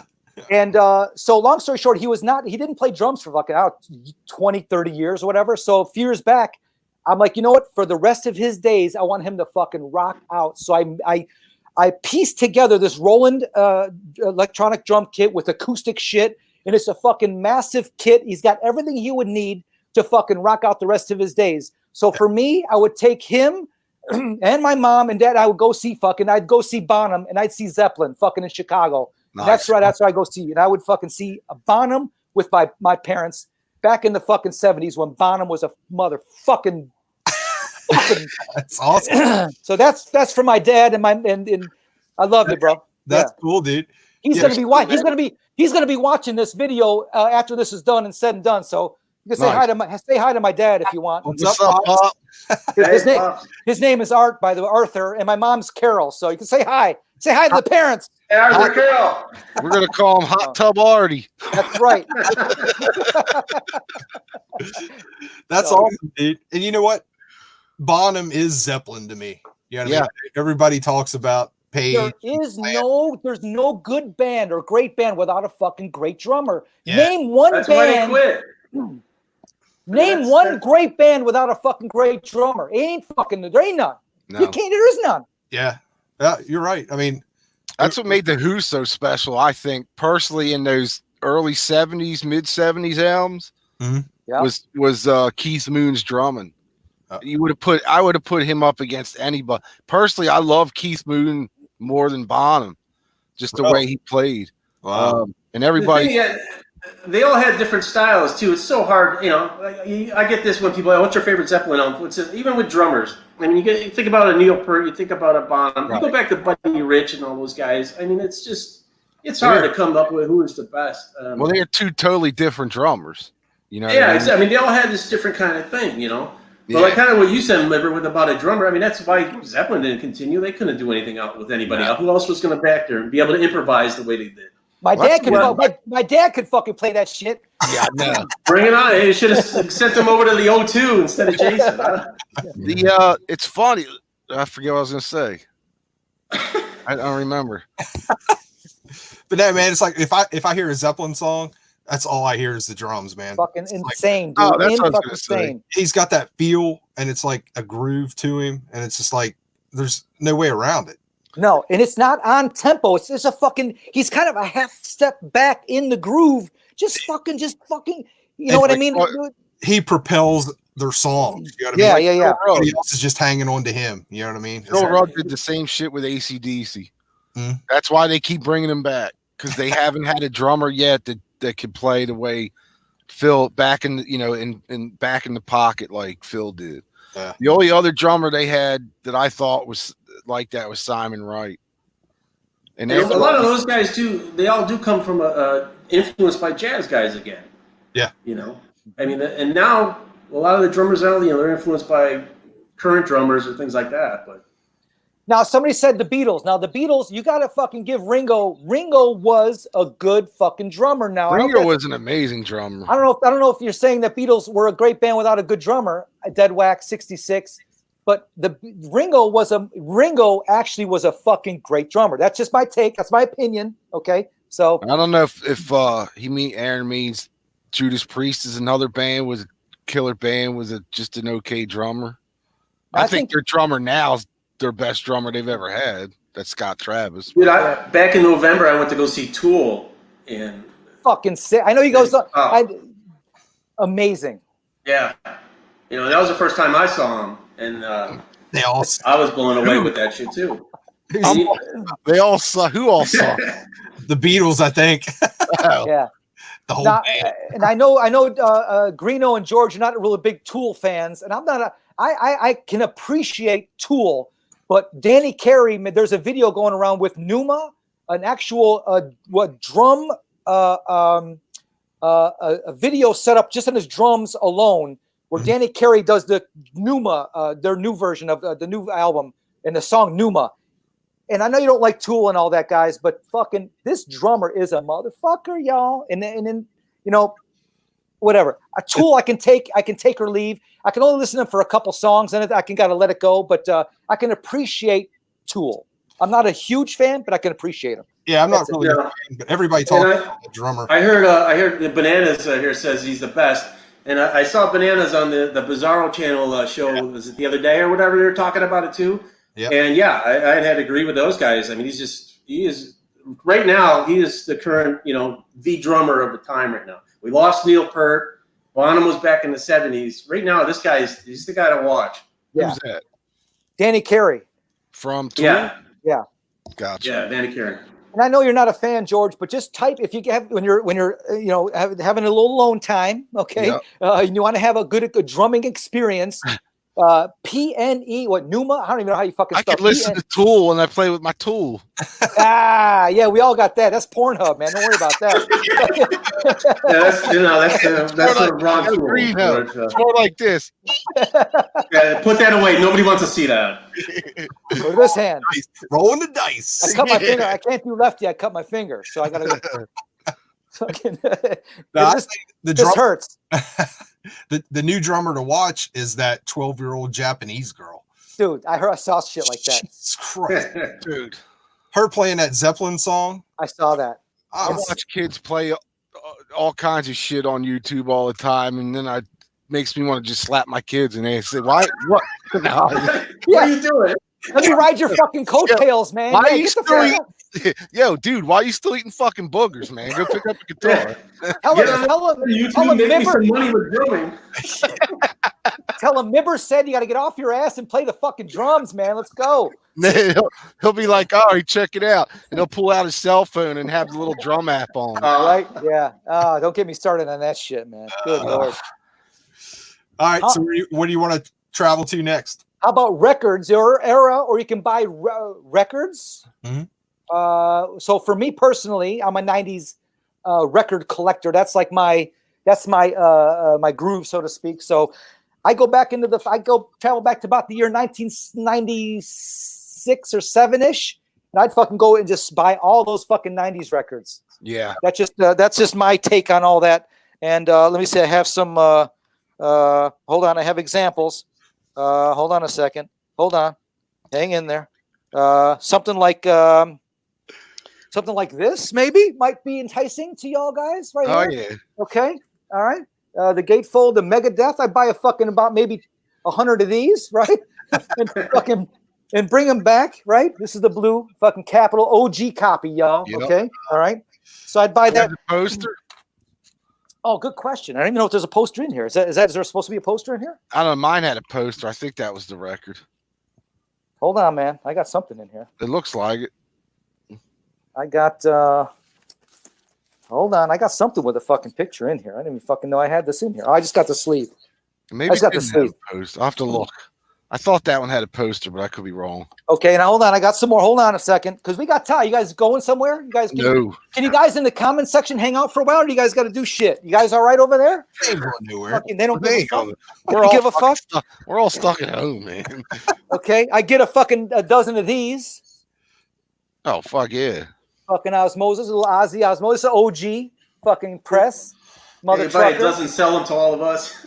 Okay, all right. Yeah. Okay, all right. So I do that, and then I do the and again, being a Pumpkins fan, this is the OG fucking Siamese Dream That's cool. on the old peach label, the peach fucking color, right? Okay, I got every fucking color of this record, and I got a fucking sealed fucking version. I don't even know what the fucking color is, because all the fucking numbers and discogs are all the fucking same, so you can't tell what color the record is, and that's bullshit. All right, and then I got and I go get a fucking dozen of these. There's another one. This dude said he saw Megadeth on that tour, and they were horrible. Nah, I disagree with that. I got a numbered version of the fucking Melancholy, fucking OG. Fucking get one of these. Fucking, Wow. I got that, and and here's hold on a second, and Mother Love Bone, right? The Apple record. I don't have the Apple record, but I got this one. I get a couple stacks of the Love Bone. Fucking some Grunge Truck. You guys know Grunge Truck? Oh yeah. Fucking Grunge Truck. This fucking rocks. Get some fucking Grunge Truck. Seen them open up for Alice in Chains. Great show. That's cool. Paul Dragline. You know this one? Killer album. Yeah. Sealed, y'all. This is a motherfucking. I'm gonna fucking roll this up and smoke it. Fucking sealed Dragline. Look on Discogs and what this goes for. How about this one? There's one more. Hootie and the Blow. Yeah, I said Hootie and the fucking Blowfish. No. George, hang in there with me, buddy. Hell's hell, hell's hell, hell's hell,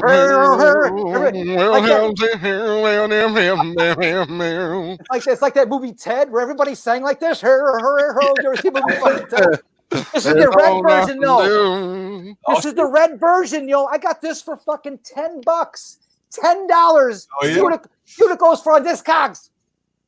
Wow. Okay. Dude, that 90s stuff is just outrageous. OG Sponge. Fucking, I got an OG fucking Sponge. Fucking one of my best records. This will fucking blow your mind. Hum. I Remember Hum? Yeah. This is a near mint copy of the Hum, but ain't fucking right. This is the green fucking version, motherfucker. You don't fucking understand. I got the fucking green version. and that's about it. I got other Hum and shit too. Oh, and then a couple more. And then how about this one? I'd go back, and if any shop's got the fucking Bob Marley with the fucking lighter with the Zippo fucking thing. That's cool. That's an OG Zippo lighter. And then I got one more, and I'll leave you to do your thing. You know this record? You know what this record symbolizes? The bongo rock. Mm-hmm. The incredible bongo band, Bongo Rock. That is, yep.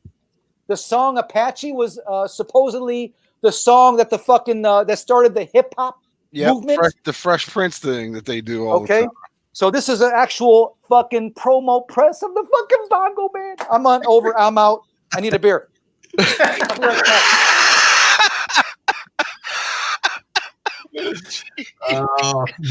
like a fucking infomercial.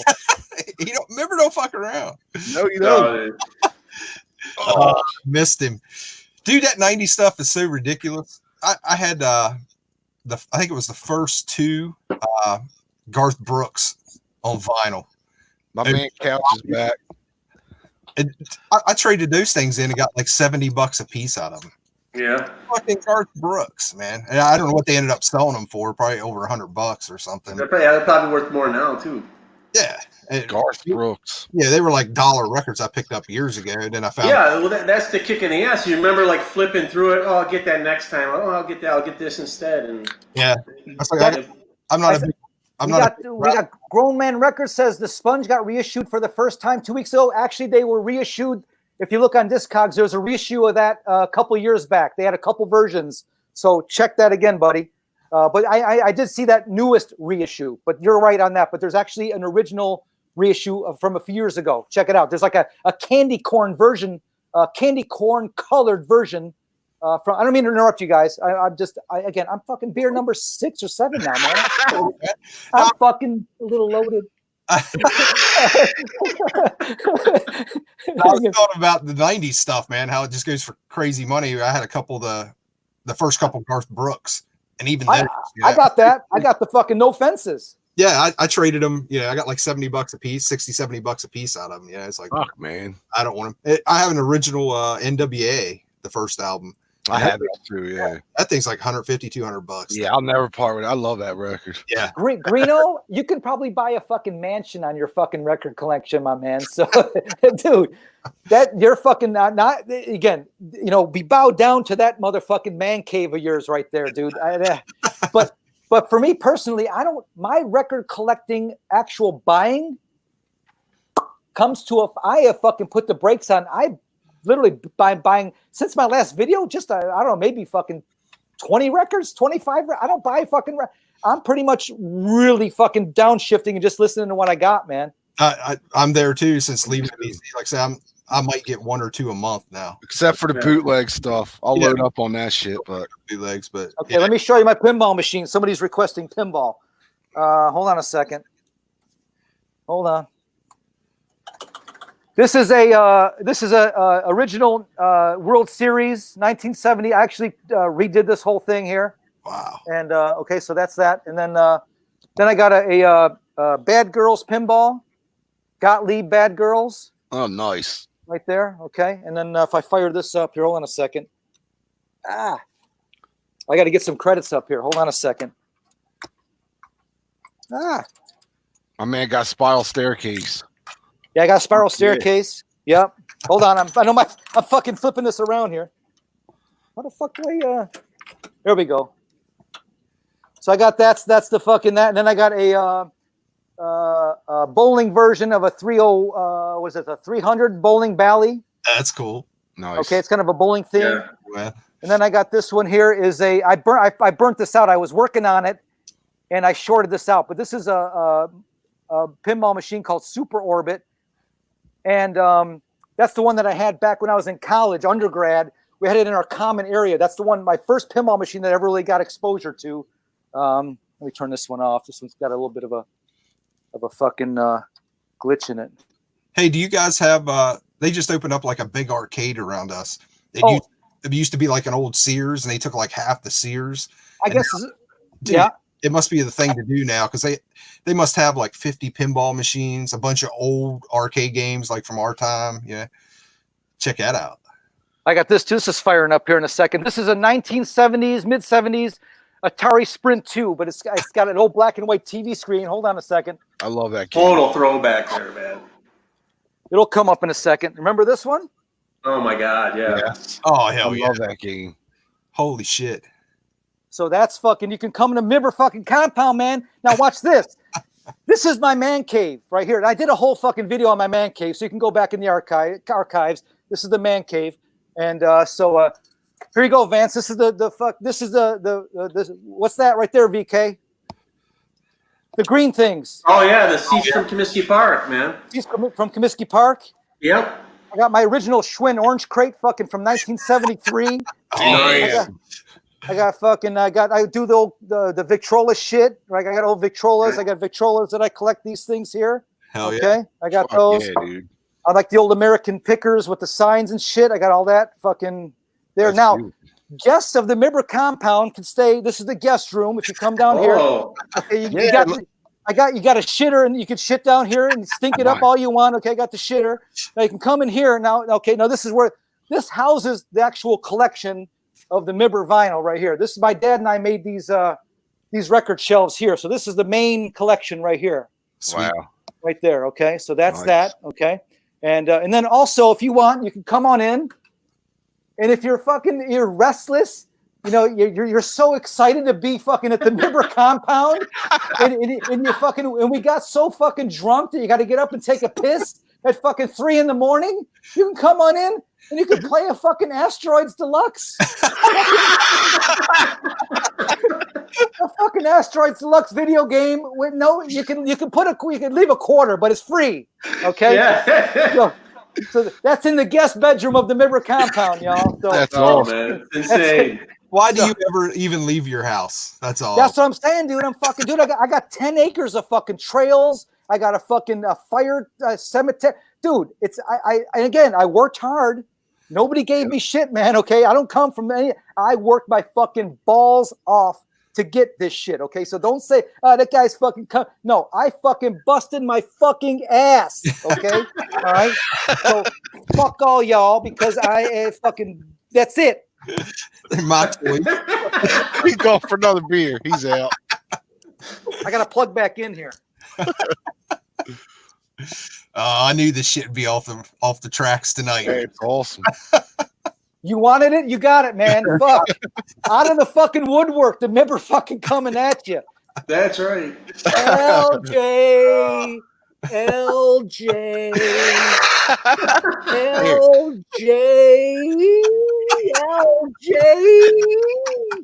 Got fucking LJ. Come on. Fuck you waiting. What are you waiting on? Look at all this fucking fun, man. Who's gonna follow this? Fucking who you up in Maine jerking off? Come on. Playing with the mooses. All right. He doesn't even comment. I know he's fucking watching this, or he'll watch. Right He now. will watch this. LJ, I love you, brother. Do you remember that fucking YouTube video I did of you and him? I impersonated you guys. Yeah. I just said it to George again the other day. I'm like, this is a classic. Oh, dude. Come on, you had that long beard and the same Right. hair on. Yeah. Yeah. I'm watching that, and you're like, your eyes going everywhere, and my wife's watching it rolling, and I'm like, I don't do that. Do my eyes do that? And she's like, fuck yeah, they do that. Yeah. That was classic, dude. Yeah, and I brought the YouTube out, the VC outside. I did outdoor videos I was the first one to do outdoor videos. I did one in the fucking my cemetery graveyard. I did one outside up in the fucking deck. Yeah. You know what I mean? So, and then I just after a while, dude, and I know I'm rambling, but I kind of jumped the shark. I'm like, what else am I gonna fucking do? And Myber, right now you're seeing Myber. It's a caricature of Mark Schneider is my real name. Mark. My real name is Mark Schneider. Okay. All right. Myber is a nickname given to me back in college. I can't tell you what it means. I have to kill you if you know what it means. But it's my nickname is Myber from back in the day. But anyway, the Myber Tube channel started. My girlfriend at the time was living with me. I had a living girlfriend, and I was 40 something at the time, and I wanted to. It's like one of my last shots of probably getting married and having kids at the time. And her and I just, after she moved in, I realized that it just wasn't going to fucking work out, man. And it was the worst. One of the hardest things to do is say, I can't. This is it. But I started with the VC in 2000, watching you guys 2011. My first video was April of 2012. But Dan in Canada, you remember Dan in Canada? Any of you guys remember that kid? Yep. So I had a vinyl collection, but then I stumbled across Dan in Canada. This fucking young kid was showing shit, fucking like Pearl Jam, fucking some Pearl Jam, like records that were fucking big. But I think he came from money, but which is fine.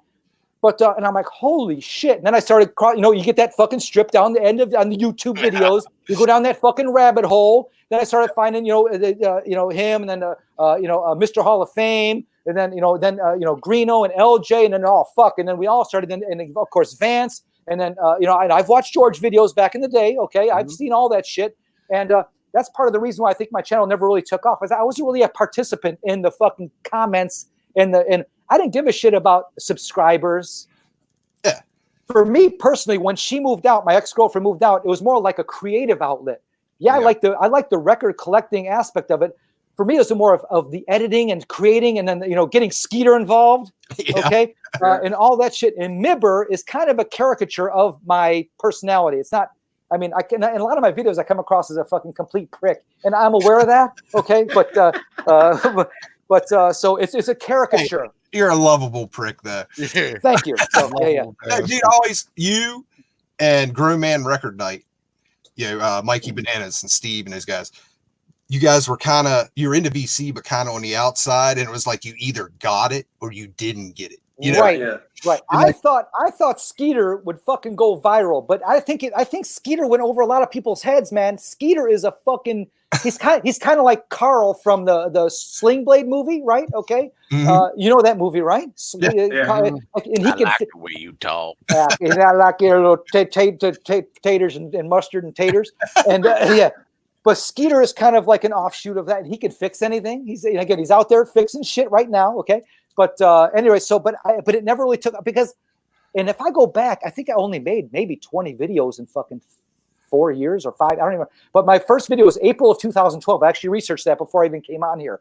But real kind of sheep, meekish, sheep little Mark Schneider. I hope you allow me into the VC. And then I was like, fuck, this fucking shit sucks. Every time you would upload a video, I would see it come up, and I'm like, what's going to happen now? You didn't know you're going to be showing stupid, hard to find records, or out in the woods is Skeeter. You know what I mean? Yeah. Man. Exactly. When we first started doing this, Greeno gave me a short list of people like he was going to contact, and there was one of them, one of the early ones. I'm like, yo, is that the dude that did Skeeter? Remember I asked you that? Like, nah. No, Skeeter's a real person. Skeeter. Skeeter's real now. He's out there. He's fucking over there somewhere. I was like, yo, we got to find Skeeter again. And then he's like, oh, that's Myber. And I'm like, oh, okay. So I'm like, but wait, he doesn't do videos anymore. I'm like, Skeeter don't do videos anymore either. After a while, I kind of I'm like, what else can I fucking do? And again, so like the fucking, all know where the jump the shark fucking thing came from when the Fonz fucking jumped the shark, right? Yeah. So at that moment, I'm like, there's really not a whole lot else that I can fucking do. So I just like, you know what? That's it. And that's why I blew up Skeeter in my last video. Okay. So, and then he blew himself up. I'm glad I didn't see that one. Yeah. If you go on my last video, it's actually the end of the show is, he blew himself up doing a fucking. You'll see if you ever want to go back. I'm definitely going to see it. But and again, that's why my videos were so fucking long because I never really. It was all I couldn't like. Now I'm like rambling and I'm fucking showing 80 million things here. I couldn't just have a 15-minute video. I have to have this 35, 40-minute like opus video all the time, man. Right. It just got tiring after a while. I'm like, yeah, you know what? I'm done. And that's it. I just left. That's it. Yeah, Reno did, man. Kind of hit the wall after a while. And it's just like, okay, yeah, it was fun. But the best part of it was all these connections. But this right here, this is the shit. This, like you say, is the next gen. This, I love this. So if I'm invited back, all right. So, you'll be back. But you know what's cool is now Bizarro's doing it. And Cloudy Mild or Andy we had on, he's got something set up. He's getting ready to do it. So bring it on, guys. everybody, Yeah. I think Mr. Bizarro is Mr. King Buffalo. Is that right? Yeah, Aaron. Yep. Aaron, we'll come on your shows too, man. This is for you, Aaron. King Buffalo, right, brother? I got this fucking record. I was talking to him today about maybe he's still on here. Yeah, maybe joining him and doing like about movies. Just mix it up and just couple hours talking about stupid movies. Yeah. George, this is for you, man. Go ahead. Fuck yeah. This is for you, man. OG copy of this is is this considered a bootleg or is this an actual release? No, that's a real one. There was a promo only promo. As you can see, there was probably a sticker, fucking one of those promo stickers fucking on here. I fucked it up, right? So my sleeve's fucked up. Yeah. But look what happened here. Look what Dr. Metal fucking I got this, and somebody named Dr. Metal says this is very rare, George. That's good. I'm glad. I'm ready. All right, did that for you. Okay, some old radio name. Not just that, but exclusive. Okay. Oh shit, man! You got a really rare one there. And then a rare. Okay, and then now watch this. Okay, hold on. That's a true blue radio copy when they write on it. Yeah. Right, and then I got that. Oh, good. You got the sheet too. I got the sheet. That's an important part of that. I don't think I have that with mine. And if I can get this fucking out of here, I got the fucking postcard. That's the most impressive piece right there. Wow. I don't have that. I know I don't have the postcard. That's for you, George. Thank you, man. That's all awesome. right, man. That's fucking that's the shiznitty, as the kids say right now. Yeah, that postcard's worth. That postcard's what makes it worth it. Like a couple $100 rather than $100. You know, believe it or Even not. though Dr. Metal fucking wrote all over it, Dr. Metal makes it cool, I think, man. Well, Dr. Metal knows his shit, so Fucking very rare. And whatever this is over here, I know what the fuck you scribbled over here. Like, my dick is fucking small. That's what that says. Fucking, probably. that's what the That's fucking genius. I might go through and work all my rare albums like that. That's rare, so people will know. Dr. Metal, fucking right. Just so you know that it's rare. Dr. Then I said this one's rare. got a couple copies of this too, George. This is for Beautiful. you, man. Nice, these. thank you. Okay, just to show you Awesome. that, man. So I do have a little ACDC-ness in me. Okay, Cool. all right. So Right. Beautiful. Where are we at?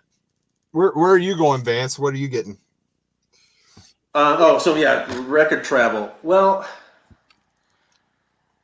you know, I think back of like even back when I was alive, back in going to the record stores and seeing all these bootlegs and passing them up. That's like the early 80s, you know. The other side, I think I would probably go to England, go record shop in England around 69, 68, 69 when that first Zeppelin comes out and get that blue turquoise Led Zeppelin 1. Fuck yeah, I know exactly. There were only so many made, and then changed the color to orange. That'd be the one, I mean, because that thing's like going for about $1,000 or more nowadays. impossible to get, dude. Totally. Yeah. I So was something gonna- like that on the old plum, Atlantic plum kind of label, Mhm. that blue turquoise Led Zeppelin record, I'd snap that up in a heartbeat. What else? Give me a couple more. Come on, we got to roll with All some right, more. a couple. Yeah, then like I said, bootleg cities. Again, the early '90s.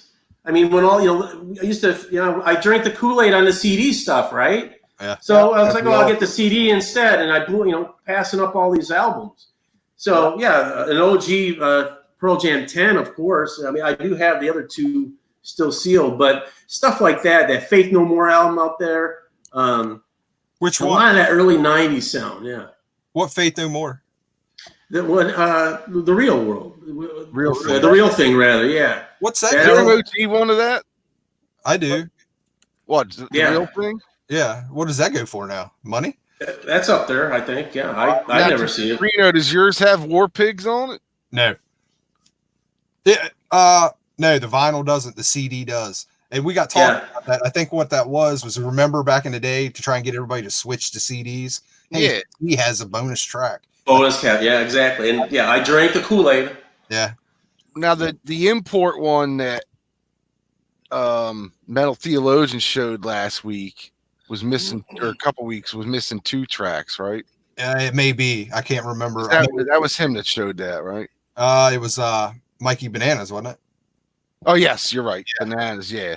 I think he said that one was missing 2 tracks. Yeah, I think it might be. That's weird, man. Even back in the day, do you think the OG one was missing 2 tracks? Yeah, I have an OG. It's not on there. So, But I mean, I know you said War Pigs isn't on there, but I forget what the other song he said wasn't on there. I'd have to look now. I can't remember. But I remember comparing it to the CD, and there's definitely a track or 2 missing off. But War Pigs definitely isn't on. Yeah. Now there is a 2 LP reissue that came out a while ago too that has War Pigs on it. Probably, yeah. But I missed that one. Yeah. And what's the live one? I was just talking to LJ about it. Fat Bastards or something. Yeah, Live at Brick. or something like that. Yeah, I think that You Fat Bastards live at Brixton. I think that's it. yeah. I have So I have that too. yeah. So I don't know. The other part of that too, I guess. You know how you get records now? You find a used record and it's from the '70s, but it doesn't have a poster, or it was a gatefold and then the record company got cheap and it's just a single thing, or the inserts are just the plain white sleeve instead of they actually had an insert. So to go back in '70s and some of these classic albums we all love, to go find something like that, go to Tower Records in the '70s. Come on Sunset Strip, that'd be the place to go, right? I mean, dude, I remember going to Tower Records in Philly in the late '80s and buying fucking all the local bands like demos and shit from Philly. that's the other part too. Yeah, local band shit. It's crazy, man. Going to see these bands over at the Thirsty Well here is a club. Mark, you know it, I've heard of it too. Yeah. I've been all there, those dude. bands had their little independent albums out, and I just never really bought any, and I kicked myself in the ass for a lot of them, man. Was it Hammer something? Hammer Smith or Hammer fucking? Hammerhead. something? There's Hammer On. Hammer On, yeah, they were there, right? And fucking, I got an album. I think, don't we have that fucking album? It's got a Thirsty Whale actual tag on it. Oh yeah, I got a compilation of the 2 Thirsty Whale albums from VBX. I can go pull those if you want me to go. It's like a rock and roll 1985 fucking compilation, and it's got an actual Thirsty Whale little sticker to tag on. Yeah, I can grab it. Let me grab it. All right, yeah, dude, I got that too. And fucking Thirsty Whale, okay. Dead Wax 60. Thanks for the show, fellas. Really enjoy. Are you leaving, or are you fucking staying around, man? Thanks, brother. You're gonna fucking. Dude. All the comments. Thank y'all. Yeah. That's awesome, man. Hopefully this is a good show. See, you got to bring it. Yeah. Oh, dude, I want to get that one. Yes, I've seen that. Yeah. I don't have that one. It's the Metal Battalion 1. And all these local bands on here. Oh, I love shit like that. Oh, I'll be right back. I've never. And this was like the local metal. It's like an underground radio station here. Real Precious Metal. Play all this shit, right? That's what I actually went to high school with these guys. Maelstrom. Actually filmed a video for them back in high school. But yeah, these were all local Chicago bands. This was Battalion 1, and then there was a second album, Chicago Metalworks Battalion 2, with other bands on it. Dude, there's a Wow, Hammer there's On. a fucking band called Power Age that actually used the Power Age logo from ACDC. Yeah. So yeah, it gives you a little bios on the band and shit. So this was a big deal, man. Does that Power Age band sound like ACDC? I would hope. Yeah, total heavy influence on that. You can cool. you can tell that. I mean, you got to remember a lot of these bands did some original stuff, but then they do a cover bands and shit. Oh yeah. Covers. Here's the one I got right here. The class 85, right? Rock and roll. You got these, and here's the Illinois Entertainer, right? Hammer On, yeah. And then you got that is the Thirsty Whale Club's logo right there. Dude, okay, so you got some fucking bands here. You got these guys right here, right? There's Hammer On right there. Those Hammer dudes, On, right? And then, so yeah. That's dude. awesome, Yeah, I'm trying to find a nice copy. Every time I run across that, it's for shit. I'm trying to find a nice copy of that Class 85 one. I love that. Yeah, I don't remember if you saw these, I don't have those, but that's on my list. If I come across them, man, I'll get them for you. Let me know. The Thirsty Whale, and I think we're all from the same fucking era, right? And again, one of my regrets is not going to the Thirsty Whale more. A little intimidating because again, back in the day, I wasn't really a fucking metalhead. I wasn't fucking dressing in the fucking black with the studs. I was kind of more, again, I was a Van Halen guy, But my buddy was a drummer, and he took me to the Thirsty Whale a few times. We're talking the chicks with the fucking big fucking hair, the fucking heels, the fucking titties, dude. It was fucking incredible, dude. Girls dressed the best in the 80s. Dude, he could smoke in the fucking bar back then. It was fucking incredible. And fucking heavy metal. And and it was just a free for all. You just fucking get loaded, fucking doing some whatever, and fucking just an amazing era that is never going to happen again. I'm with you right there, man. I regret not going to more shows there. I mean, to think that Alice in Chains played there. Oh, I didn't know that. Yeah, Alice in Chains played the Thirsty Whale like right when they're starting out, man. Maybe even like in '89 or some shit like that. And it's just like, why did I, because I'm out drinking at other bars with my stupid friends trying to go to the dance clubs and shit. And I'm like, what the fuck, right? Yeah, dude. I know. Regrets. Right? We're the same age. So, yeah, that was the whole, later 80s. This one's for you, VK. Now, talk about serendipity in the fucking planet and the universe. Now, again, this goes back. Now, VK, Vance, was the originator of the Nerd Alert. I don't know if you remember this. Back in the day, he had a contest about show me what you got. Show me what else you got. Remember that, Vance? I do remember that. So technically, Vance, if I can give you credit, my man, you were the originator, no offense, y'all, to the Nerd Alert. Show what else you collect. And we vibed on this, and we were at the same fucking show, the same U2 show back in the day, and I pulled this out of my collector's case for you, man. George, how about this, buddy? Give me a little bit of a... Vance, give me a little fucking something, man. Were you here? Absolutely, man. I bet you I could probably go pull mine. I don't know if I have it on my record anymore. It's on my CD. March 1985, and I know it was you too, but that was a motherfucking good goddamn show, dude. Yep, absolutely. UIC I mean, Pavilion. that was the first time I saw him. It was the unforgettable fire. He fucking had the hand of the pavilion in his, right in his hand, man. Fucking right here. And at the end of the show, we're all filing out. How long to sing this? The whole fucking crowd's outside the fucking whole venue. We're still singing. Do you remember that, dude? Absolutely. It blew me away. One of those shows where it's like, what show kind of really left a mark? And I said, I always say U2, U2, Queen, but that U2 show, absolutely. Me and my buddy that went, we were blown away. And I was just kind of going based on the Under a Blood Red Sky album. I like that live kind of. These guys look like to be pretty good live, and we go saying it was just like, man. Amazing show, dude. And the fact that you and I were there at the same time. I know, right? And obviously we didn't know each other back in the day, but the fact that we were at the same show is a mind motherfucking blower. That's what I'm saying. This is all serendipitous, man. I'm sure there's a couple more. I mean, Maybe, dude. Yeah, in the comments, I don't know. But dude, we're Chicago. Like Van Halen, 84 at the Horizon. I didn't see, dude. I fucking dude. Okay, all right. It's depressed him. Oh shit. Yeah. Again, I don't come from a lot of money, and for me being an only child to get away to do that shit. But I did other things. I'm not saying I didn't do shit. I made stock car races at Raceway Park in Blue Island. I did that a lot. Wow. I went to drag racing at US 30 drag strip in this fucking 70s, meeting Dom Perdone. Meeting Dom, that was in Maryville, Indiana, Cherville, or somewhere in Maryville, Indiana, Northwest Indiana. US 30 drag strip where the great ones run. And fucking, dude, I met fucking Dom Perdome.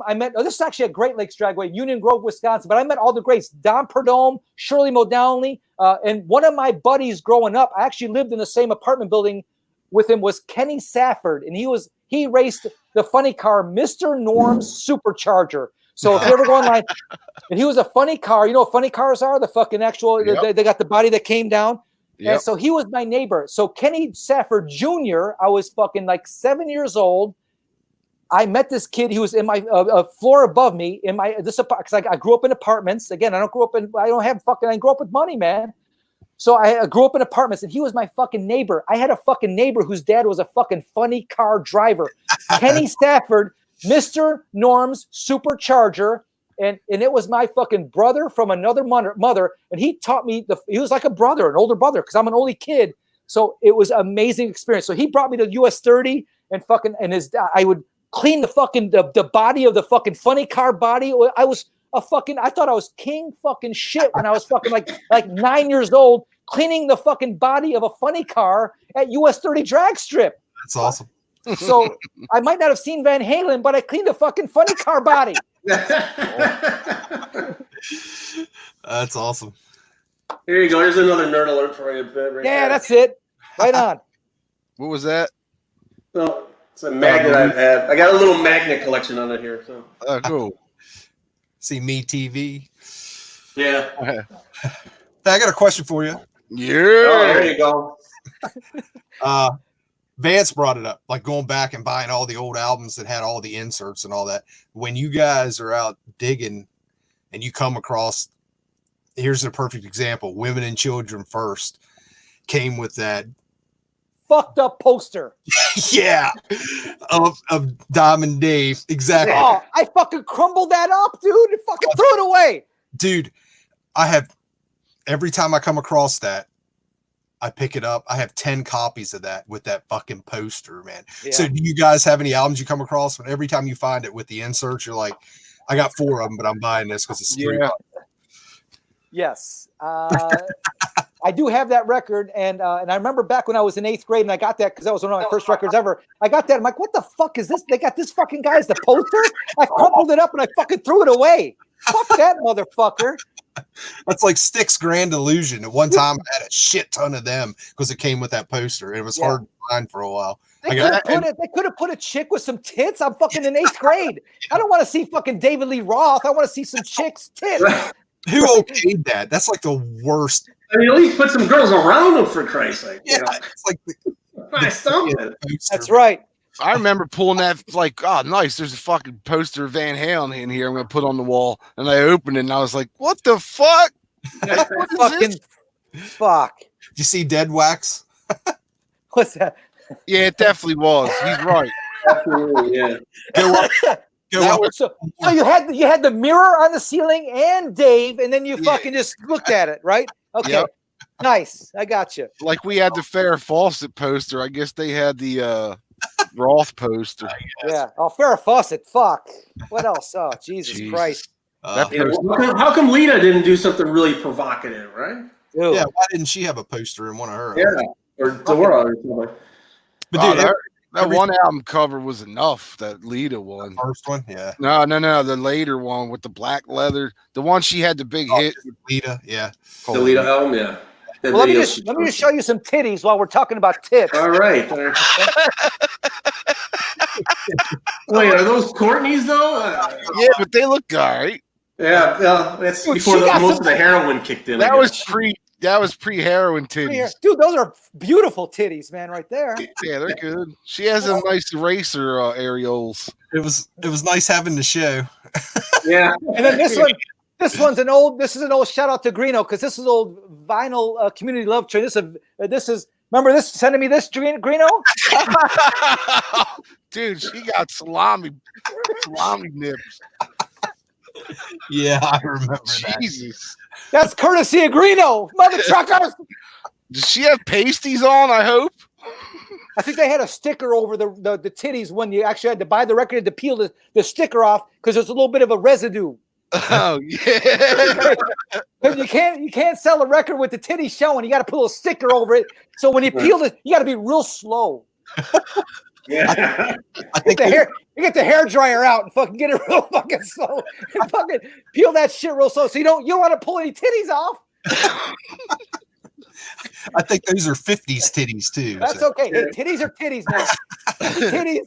60s, 70s era Bush, though. Come on. Shout out to the 70s.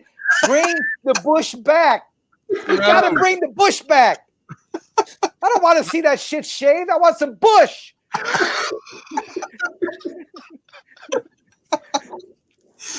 Oh, the FCC shut us down. Fuck the FCC. Shit. Oh, shit. Spirit. Oh, shit. Yeah, I got that one record that's got that chick shaving her bush with her straight razor. I don't know what the fuck that is. I Uncle forget the. Sam. Uncle Sam. Yeah, I got that. I got that in the collection too. Fucking, and they peeled it nice and careful, so you got the full bush. Dude, That's 80s Bush, though. that's 80. Yeah, 70s, 80s era bush, dude. Oh, fucking amazing! Come on, comments.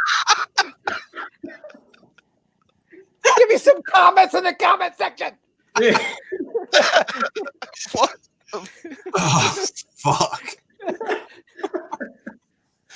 Oh shit. Yeah, we gotta do a pilgrimage out to the Myber compound. You know? Dude, I got fucking room. I got fucking the graveyard. Fucking, I got like 11 chairs on the graveyard. We can fucking get high as fuck, drunk as fuck, fucking just whatever. Fucking dude, I got all that shit. We're there. I'd love Fuck, to dude. do a road trip like up to like Woodstock up there, and then I'd definitely stop by, man. I don't know if all three of us would fit in that bed together. I got couches and beds upstairs. I got the whole fucking thing. Floor. I got a floor. We're like the Stooges. I got the floor. What the fuck? Yeah. Hey, I like Anyway, what are you talking? Oh, what else? We're falling off the rails here. Let's keep it going. Revenge of fuck? the Nerds was my first time seeing Bush. Hand down. We got Bush. Hand down for Bush. I remember that. That was good, man. Oh my Oh, god. what else we got? How about a record that was not released on vinyl yet? Any guys got any fucking of those at all? Oh my God, there's a couple, yeah. Right. I know that I didn't fucking prep anything for that, but my one would be this. I think Greeno might know this. I don't know if you guys would know this. Greeno? I don't know that one. You don't know the obvious? Detached? Nope, never heard that one. Right? Check out Obvious Detached. A little 90s fucking thing for y'all. Never released on vinyl. Just something I throw out there for you. That's cool. How about any fucking do you guys know of Grooveyard Records? No. Out of Jersey. Grooveyard Records. George, you know these guys? Are they the ones out of Jersey? Good question. I'm not quite sure. Oh, I don't know. Yeah, I don't know. I can't. I need fucking bifocals, but I'm into fucking denial. Okay, so I can't read the small print. But these are like jam fucking like good fucking music, super vintage. These are all on their website. Grooveyard, Salvation Road, Killer, fucking super vintage. Greeno, have you ever heard of Vindicta?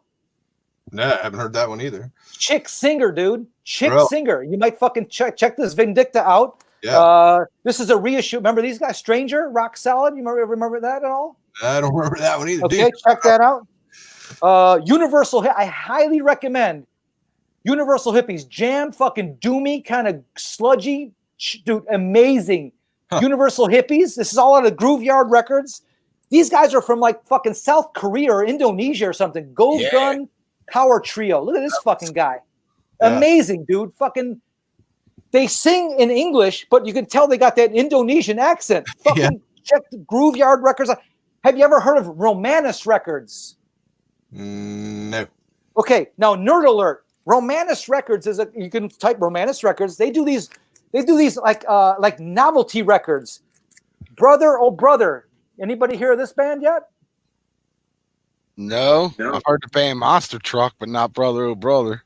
Check this out. This is going to blow your fucking minds. This is actually filled with nerd candy. Holy shit. It's nerd candy in the fucking record. Let me tap this. Hold on a second. I was going to say it moves, doesn't it? Yeah, dude, it's fucking a sandwich record. It's That's filled. weird.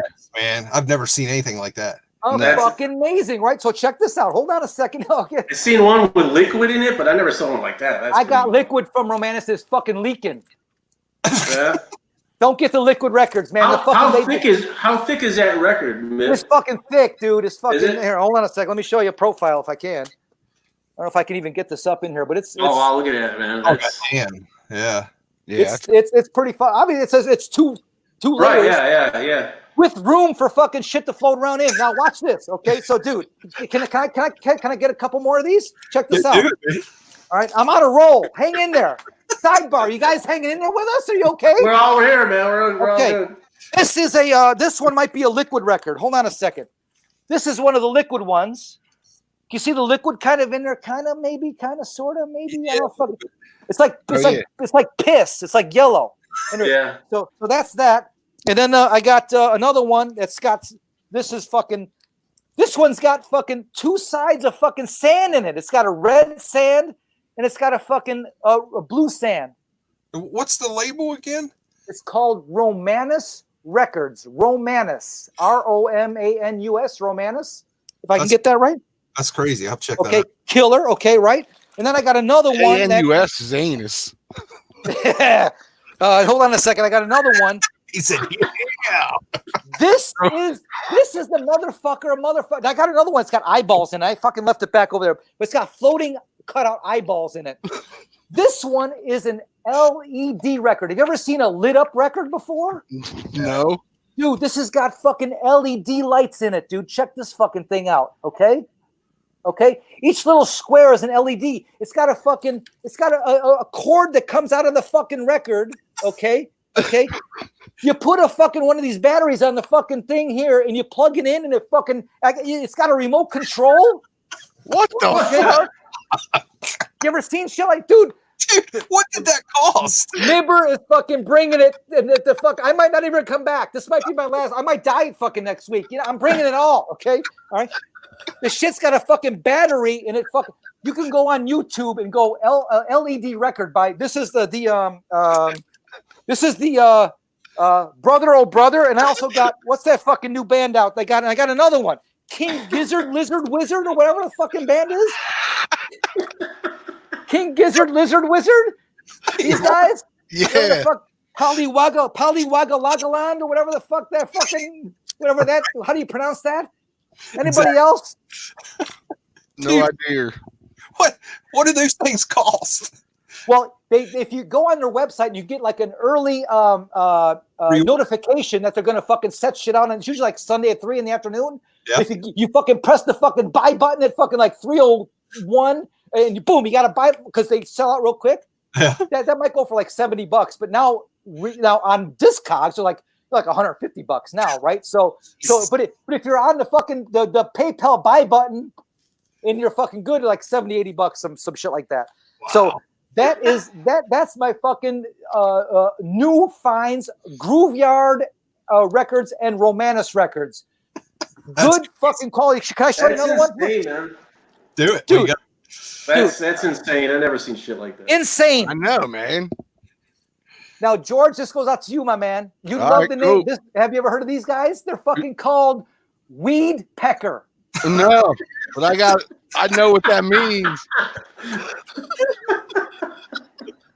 This is Weed Pecker 3, y'all. Weed Pecker. That's the greatest name ever. Who fucking names their band Weed Pecker? Dude, fucking, you gotta check out some fucking Weed Pecker, y'all. It's a motherfucking killer fucking record.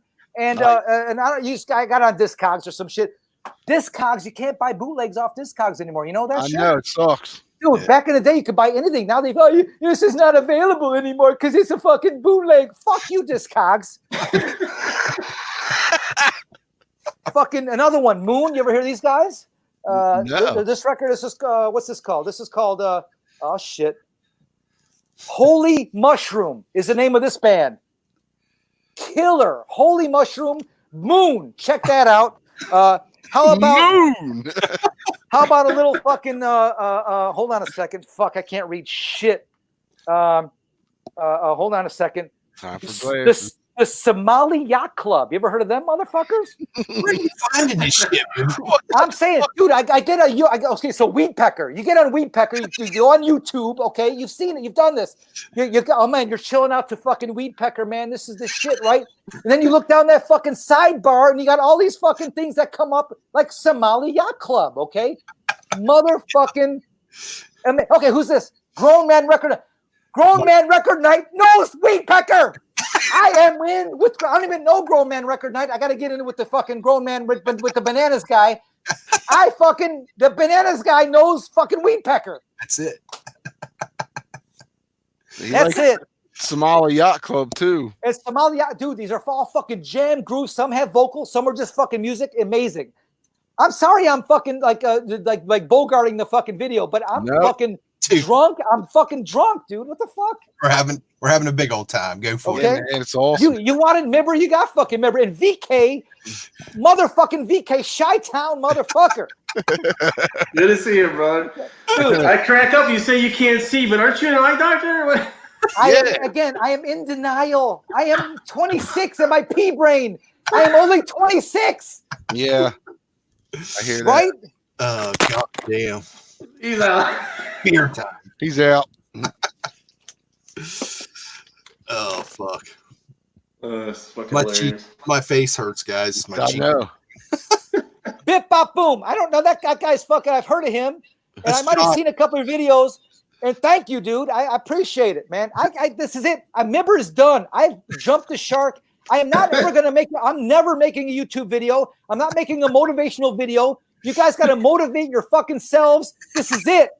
I'll come back on here if you want me to, but I ain't doing any other. No more videos for Myber. This is it. If you want me back here, this is all I'm going to do. This is it. I'm not going on any other fucking podcast. This is the only fucking thing I'll do. And then so give me some time to collect. Exclusive You got the exclusive to the Mancave of Doom. Mancave of Doom got exclusive Myber rights. George and Greeno. That's it. I ain't going anywhere. I don't want any money. I just want to drink beer and I want to shoot the shit with you old school motherfuckers. Yeah. Hey, you guys. Speaking of Bip Bop Boom, that's John. He's going to be our next guest. Can't wait. All right, Nice. John. Looking forward to it. You better bring it, John.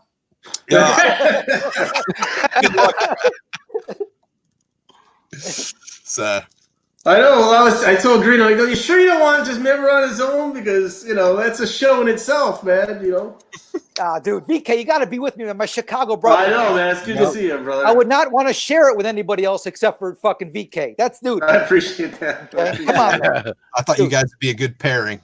Yeah. So And one more thing. I was in a fucking a really short, and when I was in Denver, I lived in Denver in the 90s, 96 to 98. And I was in a band called Terminal West. Okay. So if you want to see me playing in my band, Terminal West, I got one video on YouTube and it's called Terminal West Phase, Phase. You type in Terminal West Phase, Phase. You could see me in a fucking bad. I rented a house in Denver, Colorado. Fucking, I learned how to snowboard. I wanted to fucking be the next fucking Eddie Vedder. I wanted to be the next fucking rock star. So all original music. It's an original song, and you could type in Terminal West Phase. It's like the first one that comes up in YouTube, and you could see me playing in my fucking band. It's a shitty fucking demo, like dining room. I had a dining room walled off with the fucking egg crate foam and shit. I used to get the cops called on us all the time. Now, at the time, I was an optometrist.